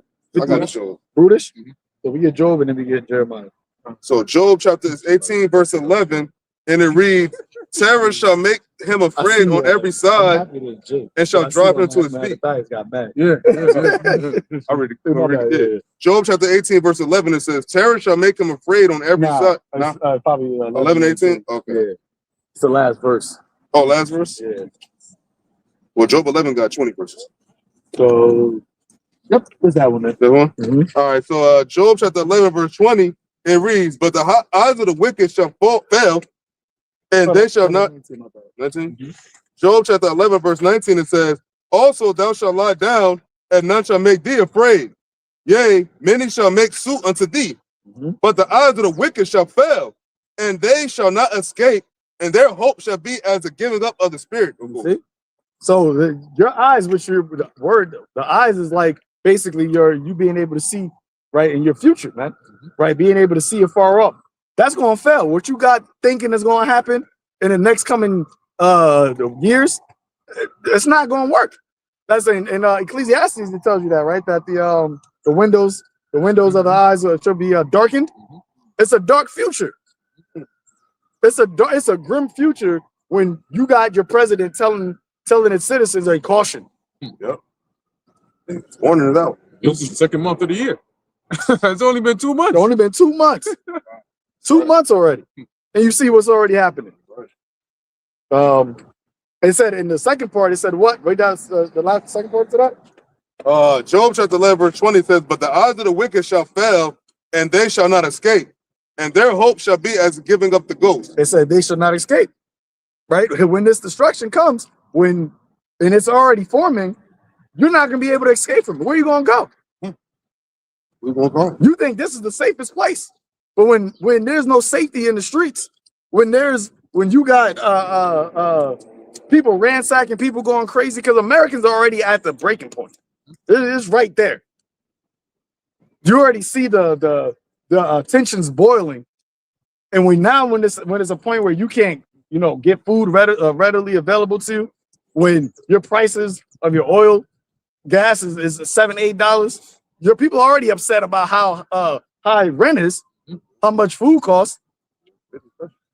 They have less and less discretionary spending. So then what happens when the essentials cost a lot of money? Right. They're gonna be like, yo, what? You ain't gonna be able to look at your pictures that you take because your phone gonna be turned off. That's it. I was watching Epic Economics, and that's what they would talk about. They would talk about food prices. They would talk about like, yo, food prices getting off the wall. They was like, yo, I went to the grocery store and got a few items. Why the fuck is my bill like $100-some? And these are people with jobs. Right. And make money. You already in the job market, they already told you that with the whole AI, that's a whole nother can of worms that people not even realizing. But it's happening every day.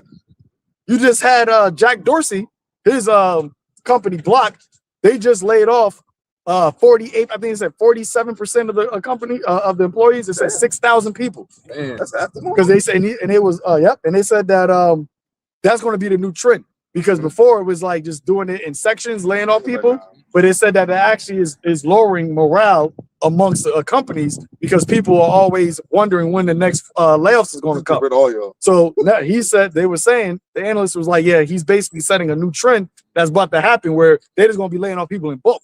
And he basically said he laid off people because he was using the AI, of course, and he's actually using it himself. And he realized like, yo, the shit that this shit can do, we don't need these people. So he was like, yo, just get rid of like 6,000, like almost half of these people. That's great. It's 10,000 people and they laid off 4,000. Yes, okay. So yeah, so there was 6,000 left. Yeah, almost 50%. So you think 4,000 people, man. This is like no job. Like that. You're done. And your skill set is being taken over by AI, so you can't go somewhere else. Yep. That's why the guy said, the Microsoft CEO of AI said what? In 12 to 18 months, all white collar jobs are going to be gone. Most, if not all. That cool. What you going to do then? You gonna have to watch the news. You ain't got nothing else to do. You watch the news. You can't go party. You don't got the money to party. And you watch the news. It's gonna be just what? Devastation. Yep. Bombs over back. So you was gonna be drinking, as the scripture says. You're gonna be drinking, but not with the song and bitterness, man. Cheers unemployment. Hey, but the scriptures say that what was it, when thy judgments are in the earth, then men are gonna learn righteousness, roughly paraphrasing. So they're gonna consider it perfectly when it comes upon them. And we say it and say it and say it, but it's getting closer and closer and closer. And we can see it. It's literally right, it's happening in real time as we see, like prophecy is speaking with us. You know, we take in turns speaking with prophecy. Because we'll be speaking and prophecy will start speaking, then we gotta tell you what prophecy is saying. Then we gotta go back to the scriptures. You know, so we're reporting, and the Lord he's working, and he's making a quick work of this place. The thing about the Lord is he sets everything on a certain time, and it doesn't matter what the world looks like. He could say, look, I had set a date for X, Y, and Z to be 2 weeks from now. And you would think, you know, according to how things look now and how they're progressing, maybe something like that could happen 3 or 6 months from now. And the Lord's like, nah, the date that I said was 2 weeks from now. The events or the date the Lord set is not dictated based on the things happening before it, because he already set that time from the foundation of the world. The things that are happening are just happen to be the things that are happening right leading up to the days of the event that the Lord has set. You know, and we're in that time, and we're not surprised because the Lord has already opened up our minds to all these things. We're not shocked. We're not afraid. We're not losing our minds. No sincere believer is afraid of what's happening when they see the news and these events. If anything, you're afraid that it's going to stop or slow down. You know? Hey, that's how you know that the Lord put a different spirit in us, just like with Joshua and Caleb, right? When Moses sent the 12 spies, only 10 of them came back. I mean, only 2 of them came back with a positive report. Right. The other ones were afraid. And that spirit, as scriptures tells you, that the Lord put a different spirit in those 2, right? That came back with a positive report. And this is the spirit that we had. Like, this is a positive thing. And you know it has to be a spirit, because on a fleshly level, everybody should be afraid. Right. Everybody should not want this. But we're not carnal minded. We're spiritual minded. And a spiritual mind sees afar off. Spiritual mind doesn't set their affections on things above, man. Right. And we know that this has to happen in order for heaven to come on earth. For true peace to happen, this has to go down. Right. You devils are not the authors of peace, man. You can't take the title of YAHAWASHI, the Prince of Peace. Netanyahu, through this peace will come for many. Yeah, okay. We're gonna see, man. But the scriptures say that they would take peace from the earth. You know, that's their nature. So their peace is destruction. They're the son of perdition. What they see is like a scar, right? When you look at Lion King, when Scar finally came up into power, what did his world look like? Oh shit! You know, he wasn't stressed. He was out here picking his teeth with freaking bones, and everybody else is dying, and he's just chilling with his feet up and shit. And the bird is in the cage talking about, yo, you don't see what's going on out here? You know, so that was his peace. Yep. There goes another one. You know, and you know what? It's gonna be like that in the reverse. You know, it's gonna be like that in the reverse when the Lord got things good for us, and this world is now suffering. You know, because everybody's is so quick to stop at things that are irrelevant. That's why King Solomon said it's vanity. When you read the whole of Ecclesiastes, the reason he said this is the conclusion is because after all the experiments he did, looking at the different lifestyles, looking at different sufferings, the different things under the earth, he said the only thing I can conclude that is good for man is fear the Lord and keep his commandments. That's the only thing that's not vain. Everything else is vain. Okay, it's all vanity. And then this world is built on that lifestyle, so they don't actually perceive that, and they don't see they don't see that they're caught in a snare. You know, they don't see that they're caught. Hey, the scriptures say the inhabitants of the world are caught in a snare. They're like birds caught in a gin. Okay, a gin is another way of saying a trap, and they're not going to be loose from that trap. the fowler's gonna come and catch him and go and prepare him. You know? I just seen it said that Israel stopped exporting gas to Egypt. Oh shit. But you get that in Jeremiah. This is book of Jeremiah, chapter 51 and 17, and it reads, "Every man is brutish by his knowledge. Every founder is confounded by the graven image." Yep. Get that in the NLT. They're brutish, meaning they're low level, man. And we're literally witnessing how low level people are. And that's not to say that we on some high level and exalting, but it's just like, yo, you can't. Obviously, this is obvious, man. Like this is a simple. This is simplicity. That's why Scripture says that fools hate knowledge. How long shall you simple ones be love simplicity? How long you gonna love it? Literally, in the midst of your country going to war, stop and take a picture of a snowman. Like you ain't never seen a damn snowman before. Right? It's up every time it snows. They always come back to it. For his molten image is falsehood, and there's no breath in them. This is the NLT? This is the NLT. The whole human race is foolish and has no knowledge. The craftsmen Run that back. Run that back. They gonna stop his pace. The pace. You know when you run on pace, like you trying to hit a certain number. Oh shit! Like it's like a demon right there. My bad. It's like a demon right there. Like yo, like nah, nigga, you won't stop. Foolish. Go ahead. This is Jeremiah 51:17 in the NLT. The whole human race is foolish and has no knowledge. The craftsmen are disgraced by the idols they make, for their carefully shaped works are a fraud. These idols have no breath or power. No breath, no power, man. And you can only imagine just how the Lord is just infuriated. Because it's like, yo, people really think that, oh, the Lord, he isn't. They'll really think like, oh, God don't exist. The creator of, I told you about brothers before. There's no two snowflakes that are alike ever in history of the universe, history of the earth. Every single snowflake is different. But here it is. You got people worshiping something that was made with man's hands, but actually you should be taking pictures of snow. Right. Like they're not that. Like the snow itself is amazing. But nah. Snow, I hate this shit. But you know what? But the man created. The snowman, that's dope. That man created. Great. But that just goes again. The every demand is foolish, is brutish in their knowledge, man. They'll worship. Oh, get that in Romans. They'll worship the creature more than the creator. Just the idea of snow. The formation of that is a work of the Lord's wisdom. But nah, you disdain actual snow. But you could do it to snow. You create snowmen. That's actually good. Yeah, it says men have sought out many inventions. So and then the scriptures tell you that the Lord didn't create death. No, death came by men seeking out wicked inventions. He created life. He said, "Look, this is what I want you to do." And then the same thing when it says that don't say the Lord has made me sin. Is your wicked lust that leads you to temptation. You know? What's that? Rome. We said worship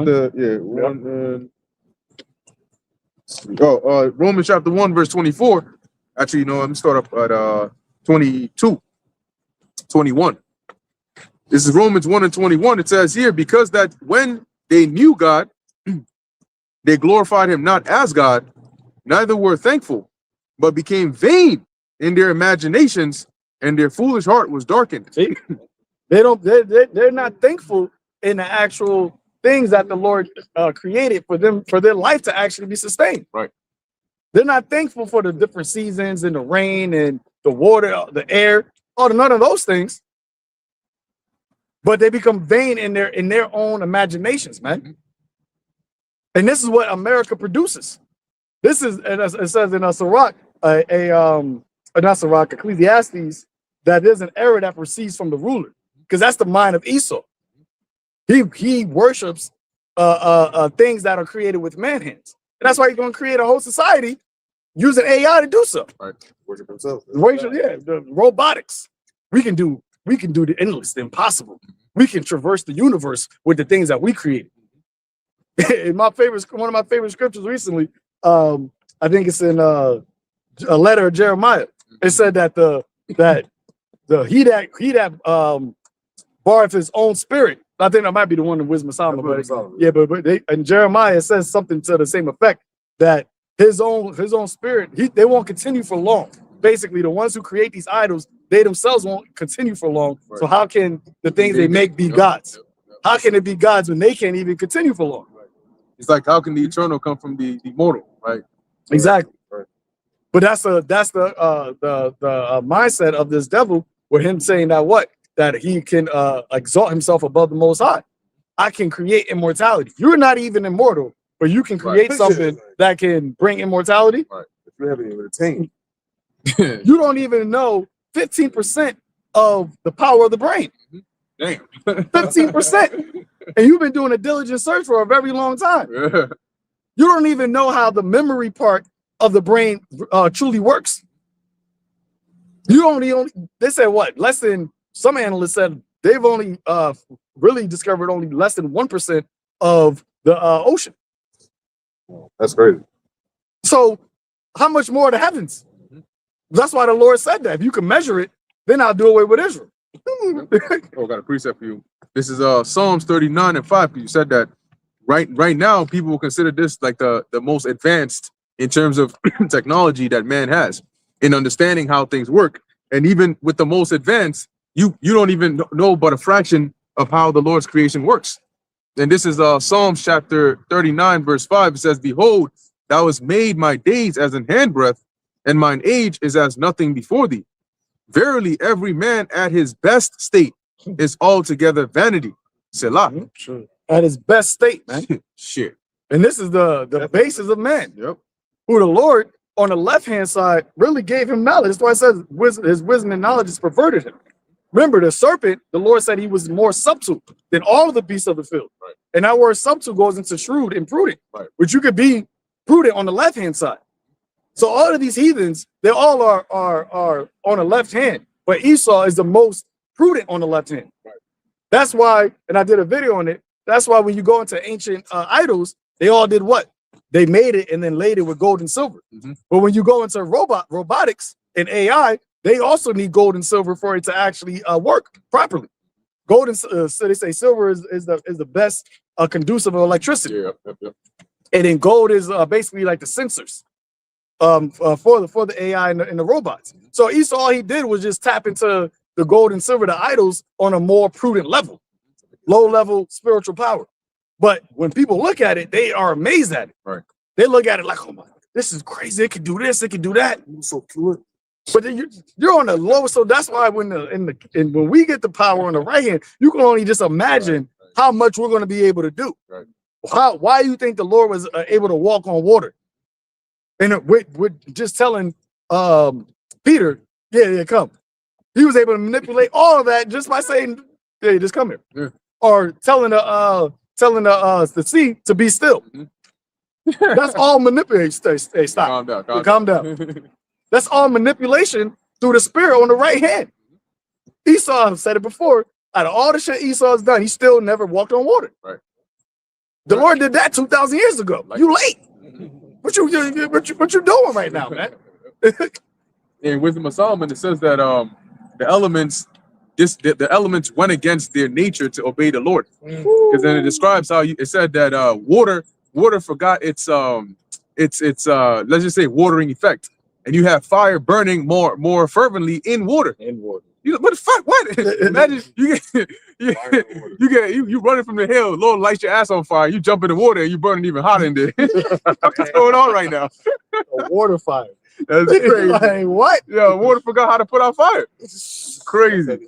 Lord said that his light could go down to the bottom of the ocean and all that. Mm-hmm.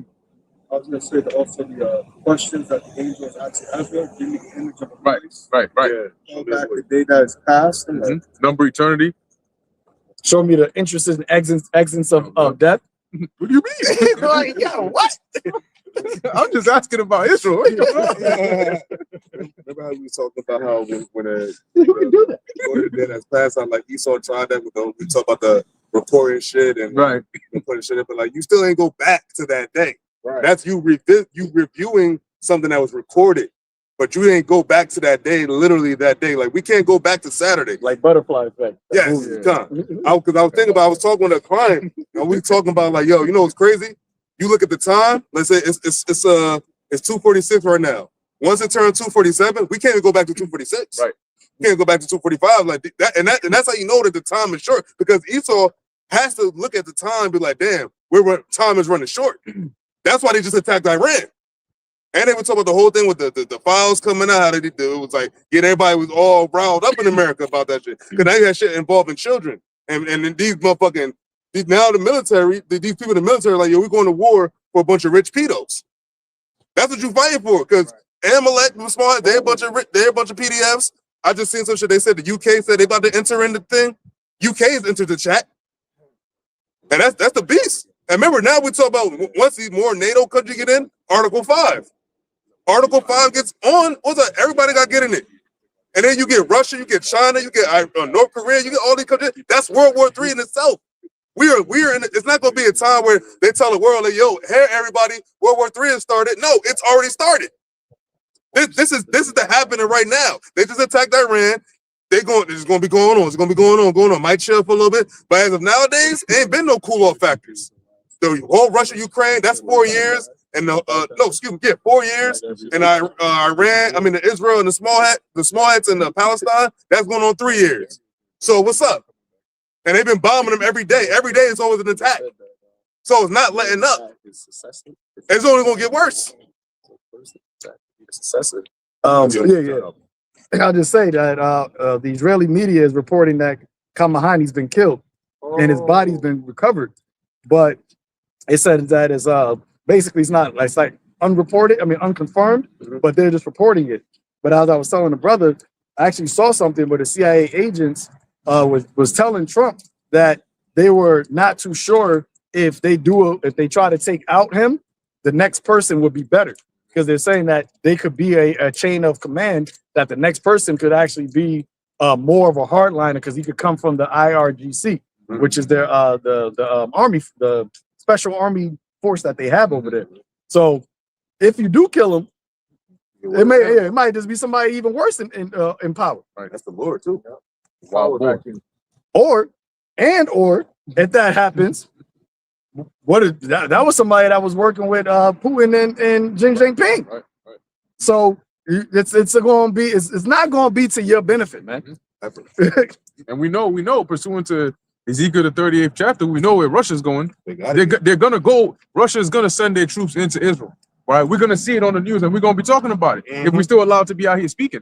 But you're gonna see that, and now you're gonna wonder, well, how do they know exactly what it's written? It says in scriptures. Iran, by name as the Persians, is literally named in the scriptures, and most people don't even know that. But that's what's gonna happen. You're gonna have Russia go up into the land of Israel, and they're gonna be the same people to shoot missiles here on America.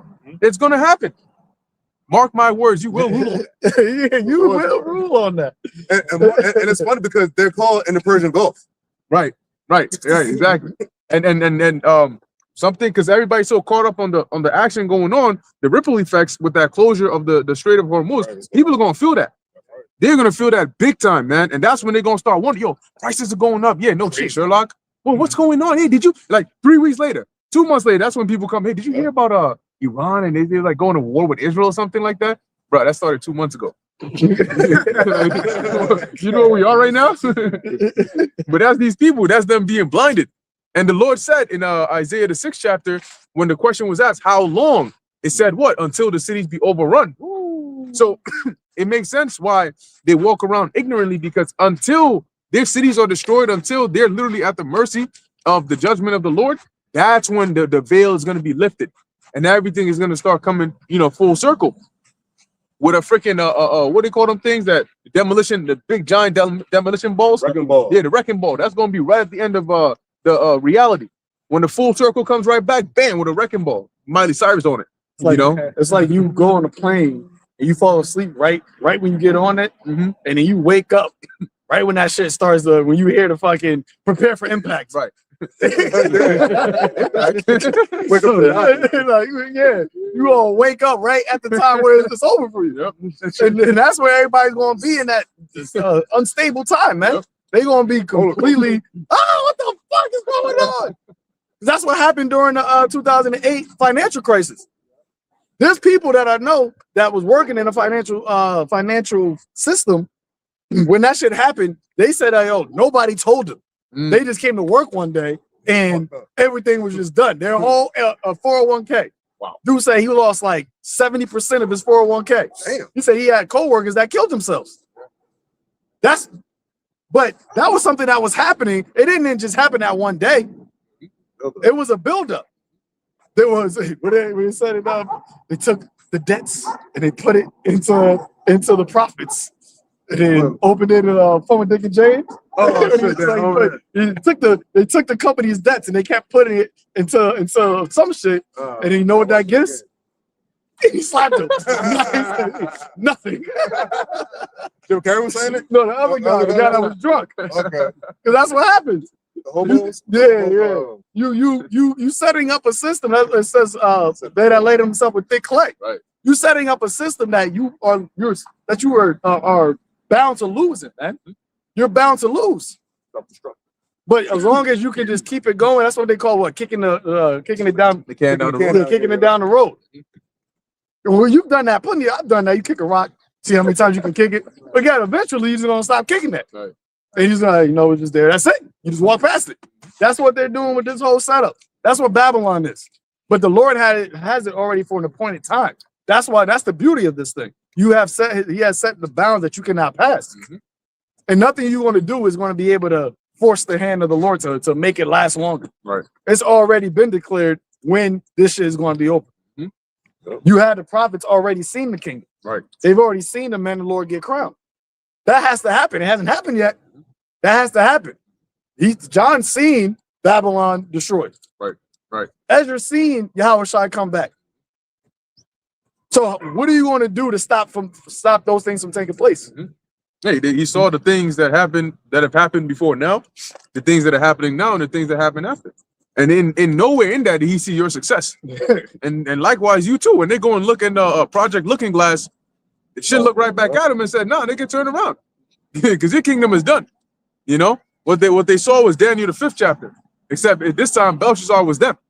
And their kingdom had been numbered, wanting greatly.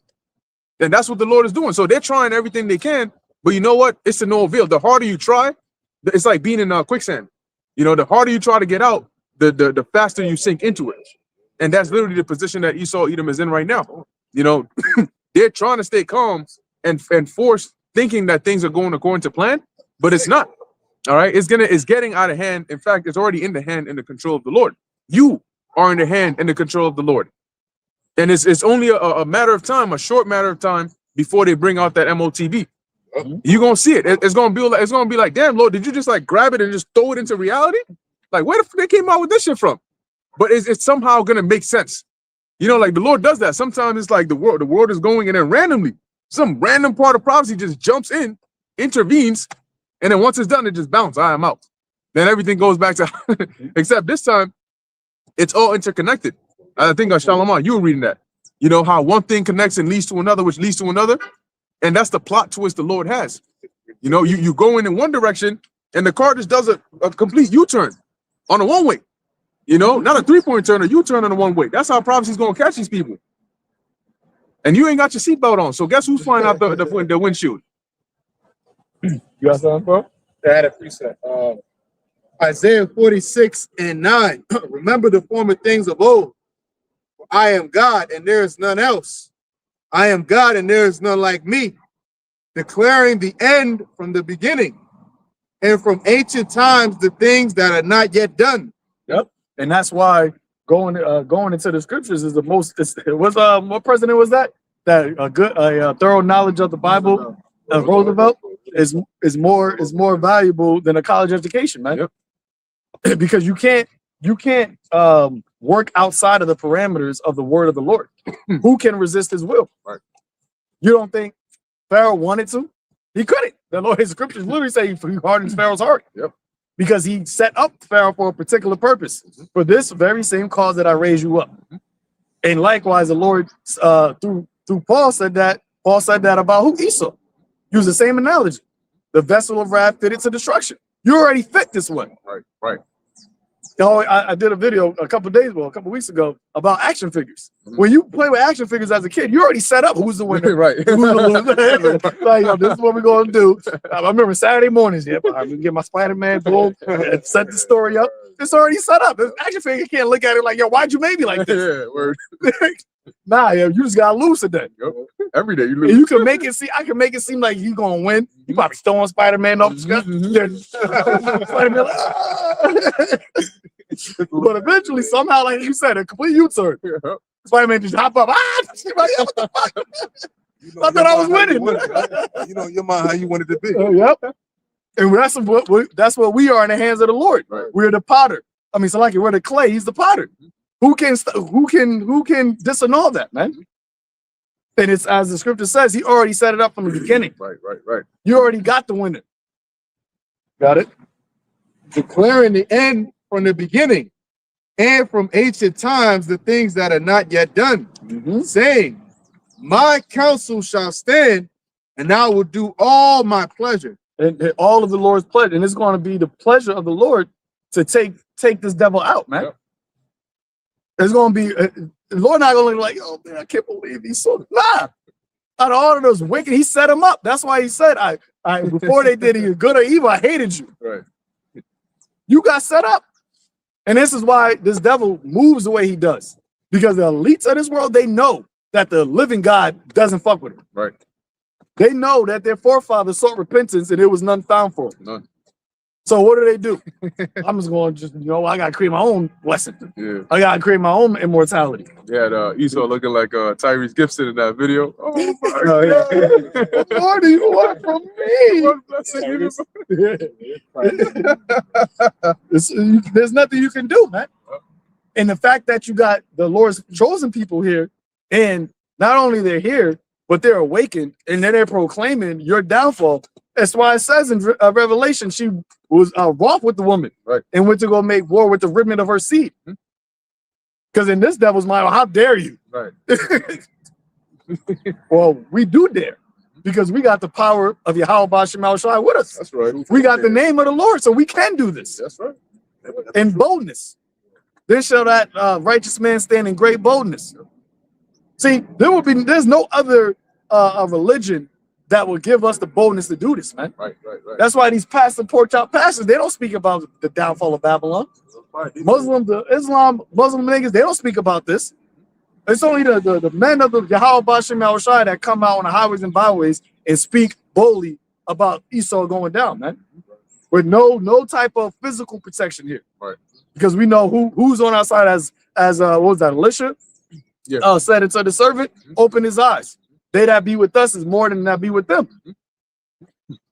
And like I said before we start the camera rolling, no other doctrine, religion, or whatever have you, none of these other nations, let's talk about these other nations besides the Israelites, especially mainly the prophets, none of these other nations talk about they want this war to go down. Everyone said it, no matter if they like whatever they think, it's what they're saying. That's what we go by, is what they're saying. They're saying we want peace, we want to negotiate, we want to talk, we want to do this, we want to do that. But the Lord said, "What? It is my determination to gather the nation. Right. You can't go against the Lord's determination." And these niggas might not want to go to war because Trump, especially Esau, they don't want to go to war. This is their kingdom. That's actually their kingdom being threatened.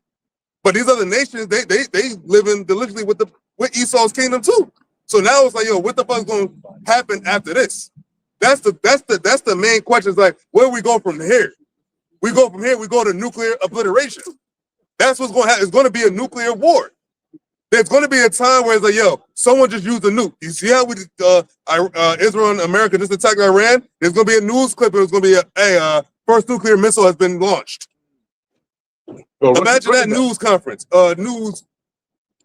Breaking news. Yeah, that'd be crazy. I said Russia threatened that. They said Ukraine mess around and they get a nuke dropped on them.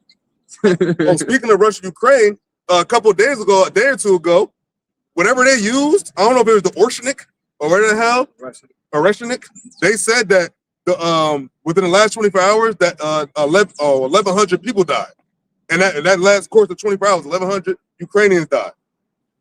So just think about, imagine that. So imagine getting the news like, oh, just in, 2,000 U.S. military gone in Iran that died in a base or some shit. You feel me? That's the news we're gonna start hearing. We're gonna start hearing news that was like, oh shit, people getting deployed more. They start implementing the draft. That's the times we coming in.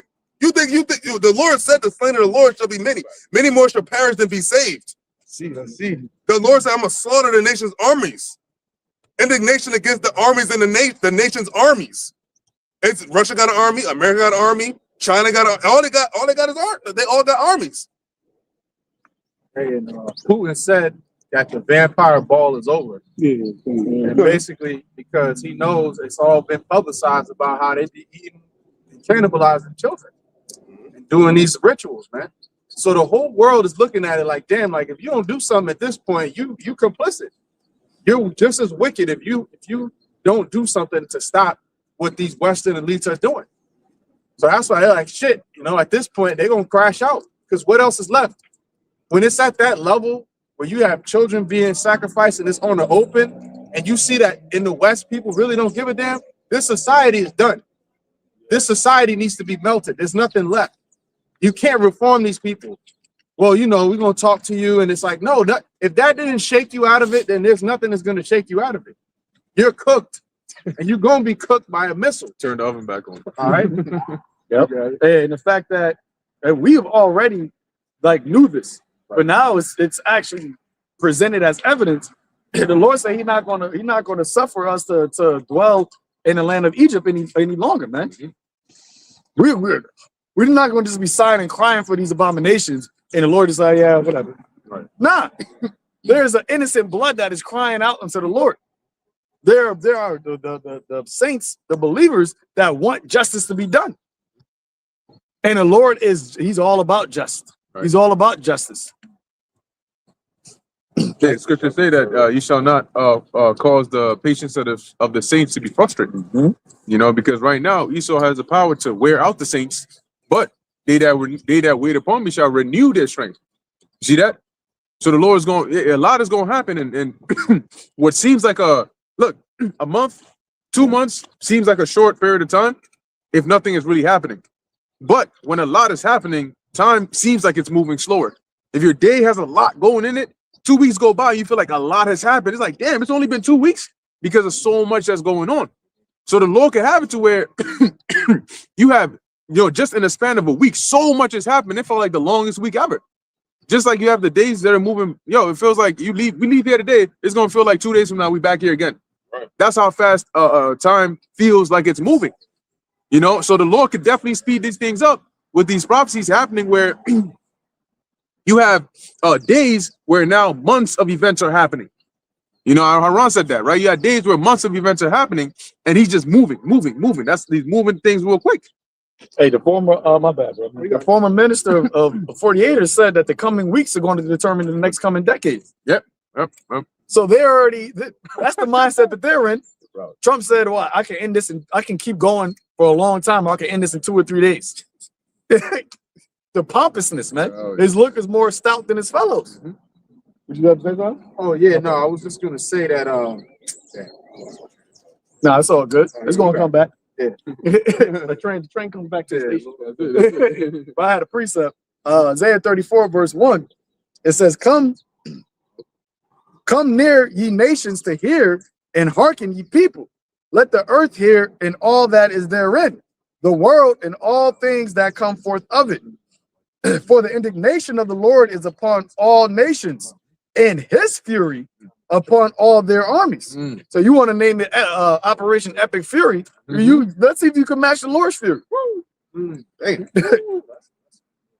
His fury is upon all their armies. So as the brother was speaking about, this is drawing in all nations, man. All major nations are actively watching what is going on over there in the Middle East. And that was something that was predestined, preordained from generations ago. Right. Joel saw it. Right. Multitudes in the valley of decision. Yep. What's the decision going to be? It's not going to be that that America wins. It's not going to be that America's going to be made great. It's going to be made a great desolation, greatly desolate.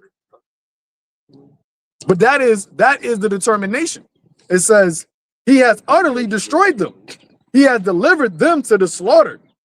Their slain also shall be cast out, and their stink shall come up out of their carcasses, and the mountains shall be melted with their blood.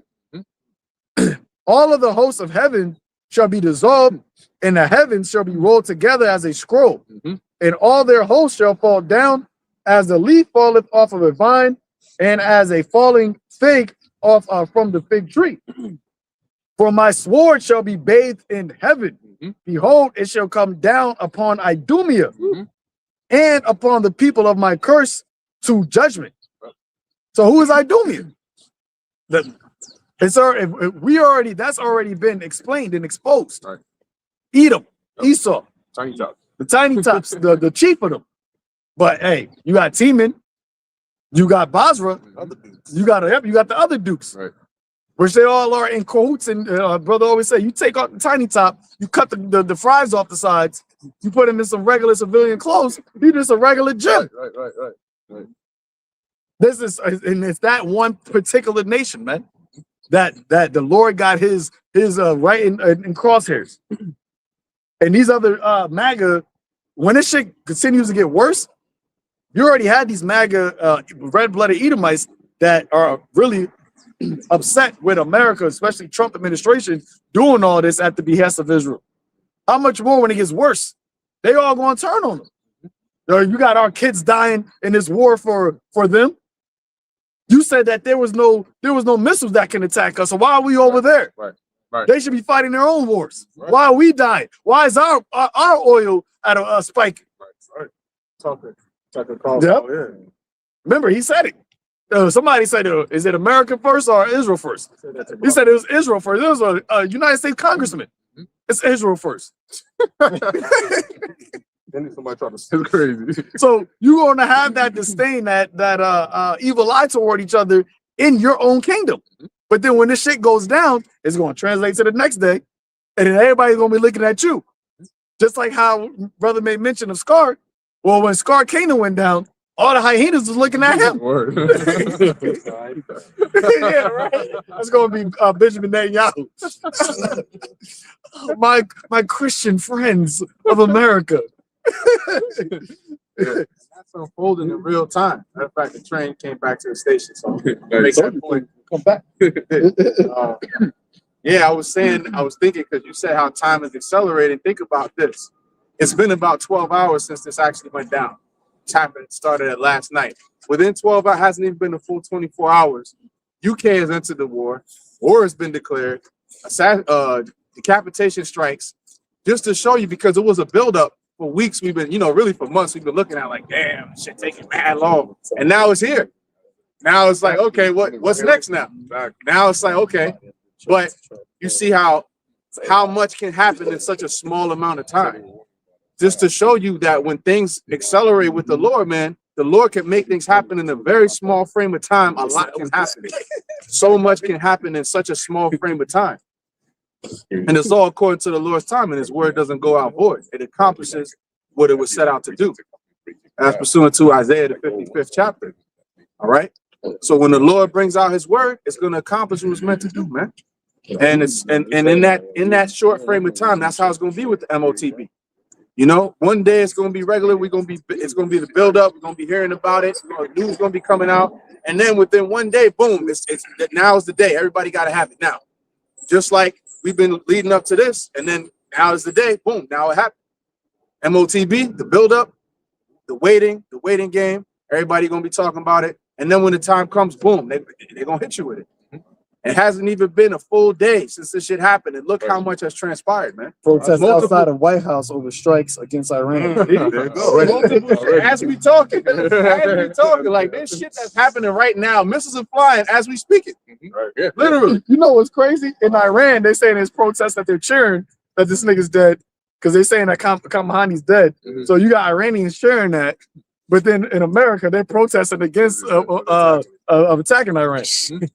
Uproars of the people. Everything's out of course, man. And logically speaking, as like I don't know what the brother's saying, as time goes on with the MOTB and it's starting to be brought to the masses, what's going to happen is as time goes on, the MOTB gets closer and the war gets worse. And the war gets worse. And it's like a Royal Rumble. You in the Royal Rumble and the wrestling is like niggas wrestling, right? You have whoever is wrestling first. The people in the back that's going to be in the rubber are going to be. You're gonna be kick that shit. You're gonna be in the back. Be in the picture like that. So like you had a Royal Rumble. So like the wrestlers in there that you start to fight, and then the people in the back they get their call. That's what's happening with the war.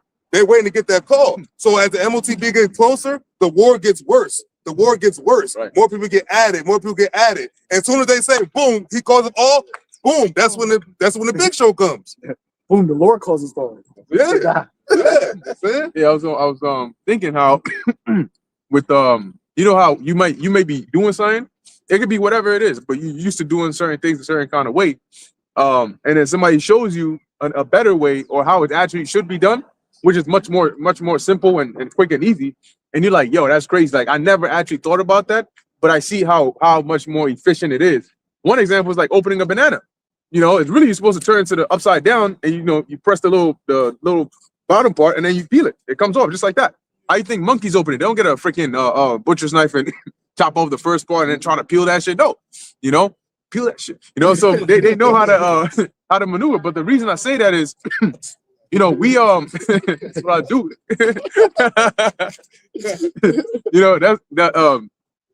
We think about certain things in a certain kind of way. Right, we're like, yo, the Lord can set things up, and this could happen, and this could happen, and this could lead to the MOTB, But then the Lord could show you, when you flip the banana upside down, and He's like, boom, and you just standing there like, Lord, I was 20 years of my life doing it trying to break the stem off the top, and He said, just boom, that's it. And now you're looking at it like, yo, He just did it. This thing we've been thinking about, New York City tap water, drink up, what I'm saying? That's an inside joke, But this thing we've been thinking about for so long. So you think, oh, what does all hell break loose first? Or what if they do this first? They're just like, boom, that's it. Now we did. Matter of fact, I've not said there's a label on the thing right there that says resist, which is interesting because they do, anybody that stands there and takes a picture of it does anything but. But guess what? Based on the point that I'm making, we got to resist. And the Lord is going to put His Spirit on us to be able to resist. Appreciate it. 2 Chronicles 20, verse 17. Ye shall not need to fight this battle. Set yourselves, stand ye still, and see the salvation of the Lord with you. O Judah and Jerusalem, fear not, nor be dismayed. Tomorrow go out against them, for the Lord be with you. And just going back to what the brother was saying, we don't really have to try to. We do it because, that's our prophetic minds trying to see how things shape out. But we really don't need to actually try to find a way how the Lord is going to have His work. It's already, as brother read before, it's already been preordained. It's already been prescribed. So we just got to just stand still and stand firm and be patient. Because the way that's going to happen is going to happen that way, and it's never ever going to happen different. Right. We already know the end of it.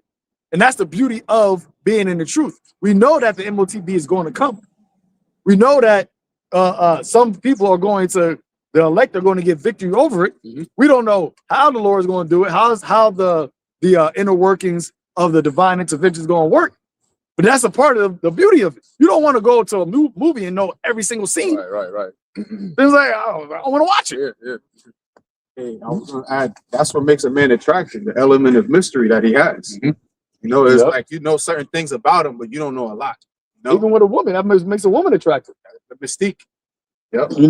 When they showed that the Princess Jasmine, when she was wrapped up and they showed her unwrapped. I'm wondering what's going on up under there. You see what's up underneath that. But hey, that's our brother just said, man. And all we have to do is stand still and see the salvation of the Lord. Right. And everything that we're seeing happening in the present is leading unto the salvation of the Lord. And that's what we got to hold on to. That's why YAHAWASHI said that. We close it out with that. Revelation 2. Hold fast which thou hast. That's right. And the word fast means to firmly. Like, Yeah. Not like you know, quickly. How do you hold something quickly? You know, it's hold it firmly. Like fast Yeah, like exactly. Fast as iron. Yep. Tighten up. Drink up. Hey, this is the time to tighten up. Don't tighten up. I mean, don't lighten up. You gotta tighten up. That's it. Because when the things get, when the world around you starts to get unstable, what's going to be its stability? Right. You got to be upon that solid rock, man. Sure. Whoever got it. Revelation 3:10. Because thou hast kept the word of my patience, I also will keep thee from the hour of temptation, which shall come upon all the world. Yep. And that's what that time of that decision on whether or not you're going to take that mark of the beast, take that chip, or whether or not you're going to trust in the Lord. Right. And the Lord said, what? Those that hold fast to the word of his patience, because it takes patience. This thing is I always say, it's a marathon. And you got to be able to continuously keep running, man. You may not see we see but in a marathon, especially if it's like a 26 one, you nowhere near the end. But as long as you keep running and you stay on track, you're gonna get to the end. And it's a test of endurance. And the way for you to endure is not really on your own merit. It's on, do you believe on the word of the Lord? That's what endurance is. Yeah, the captive exile hasten that he may be loose. Yep. And things like this happen, man. You see how much we rejoice, because look that's a sign of our faith and our patience being rewarded, man. Of course we're gonna be happy about it. We've been prophesying about it for however long we've been in this truth, man. Yep. And during that time, you're not gonna be able to keep yourself during the hour of temptation. Right. It don't matter how much you store it up, no matter how much water you got, you're not gonna be able to keep yourself in that time. If you don't take the charagma, you're literally cast out of society. Right. Yep. And none of us lived in a world where we wasn't a part of the system. Right. Everything we do is all according to the system. But the mindset that we have is what? We got to be ready to be pilgrims upon the earth. And that's a mindset that really we get from holding fast into this knowledge of YAHAWASHI, the faith in the Lord. Is really, I was thinking about the other day, really what the Lord set up is really for us just to believe his word. That's it. Do you believe on the word of the Lord? Right. And he made it to the point where he made his word flesh. So now is you believe me? That's it. Do you believe me or not? I'm going to test you to see if you really believe me. Which shall come upon all the world. Hey, Slack, I was just to add to that point, man. That's what I was meditating on. Like, since this happened, like, really, it's all about that belief, man. Like, either you have it or you don't. And it's like, yo, it's hard to explain sometimes, but it's like, yo, your faith does get tested. There is times you question, and you be like talking to the Lord in your prayers, like, Lord, but then at the end of the day, the conclusion of the matter, you fear the Lord, keep his commandments, and you think to yourself, man, this is it. There's nothing else. That's why Peter said, where else will we go, Lord? There's nothing else out here for us, man. If it isn't for this shit, I'd rather die than not serve the Lord, man. Hey, Paul said we'll be men most miserable. Yep.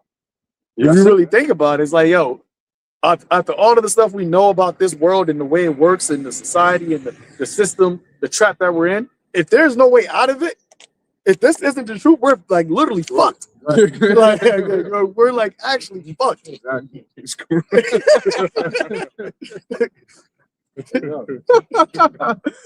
we're so good. Yeah, we're gonna definitely be cooked.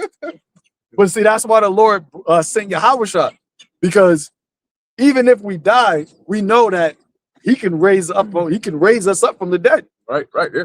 That was the Lord's promise of that He made to our forefathers was manifested in the fact that He raised YAHAWASHI up. That's right. And that's why you have the writings of that. His whole life, the gospel according to Matthew, according to Paul, the whole Old Testament, Him fulfilling it. I mean, the whole New Testament, Him fulfilling everything in the Old Testament. It all points to Him being the promise manifested.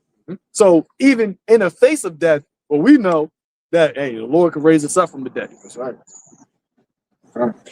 Revelation 3:10 again, it says, because thou hast kept the word of my patience, I also will keep thee from the hour of temptation, which shall come upon all the world to try them that dwell upon the earth. Behold, I come quickly. Hold that fast which thou hast, that no man take thy crown. There you go. So you gotta hold what you have fast. And what do we have? All we have is what? Belief in his word, man. Right. You told me to wait. I believe that. Hold that fast, that no, because that's where the crown is. The crown is in, do you believe that the Lord is going to come through for you? Right. Do you believe that YAHAWASHI is going to return with all power to deliver us out of the hand of our enemy? And if you believe that, then you got the crown already. The crown, that's why Paul said it. I'm ready to be offered. Right. I fought the fight. I finished my course. Now it's laid up for me a crown of righteousness. Right. And they haven't, during that time, Paul didn't receive it. But as it says, this is the time where everybody that was at Hebrews 11, all they that waited, they didn't receive it in their generation. This is the time where they're going to receive that, man. And the Lord blessed us to be a part of that hope, because some of us was those men. Paul, the disciples, whoever is coming back. So there was a hope that we had back then that transformed all throughout the ages. And now this is the time. But it says that in Wisdom of Solomon, that she make friends of the prophets enter into the holy souls throughout all ages. So you got anything, Aaron? Closing words? Nope. God. So we're gonna close it out with that. In closing, giving all praises, honor, and glory to double honor to apostles, elders, and great millstone. Peace, love, salutations, and blessings in the house of David, which is the elect. Shalom. Shalom.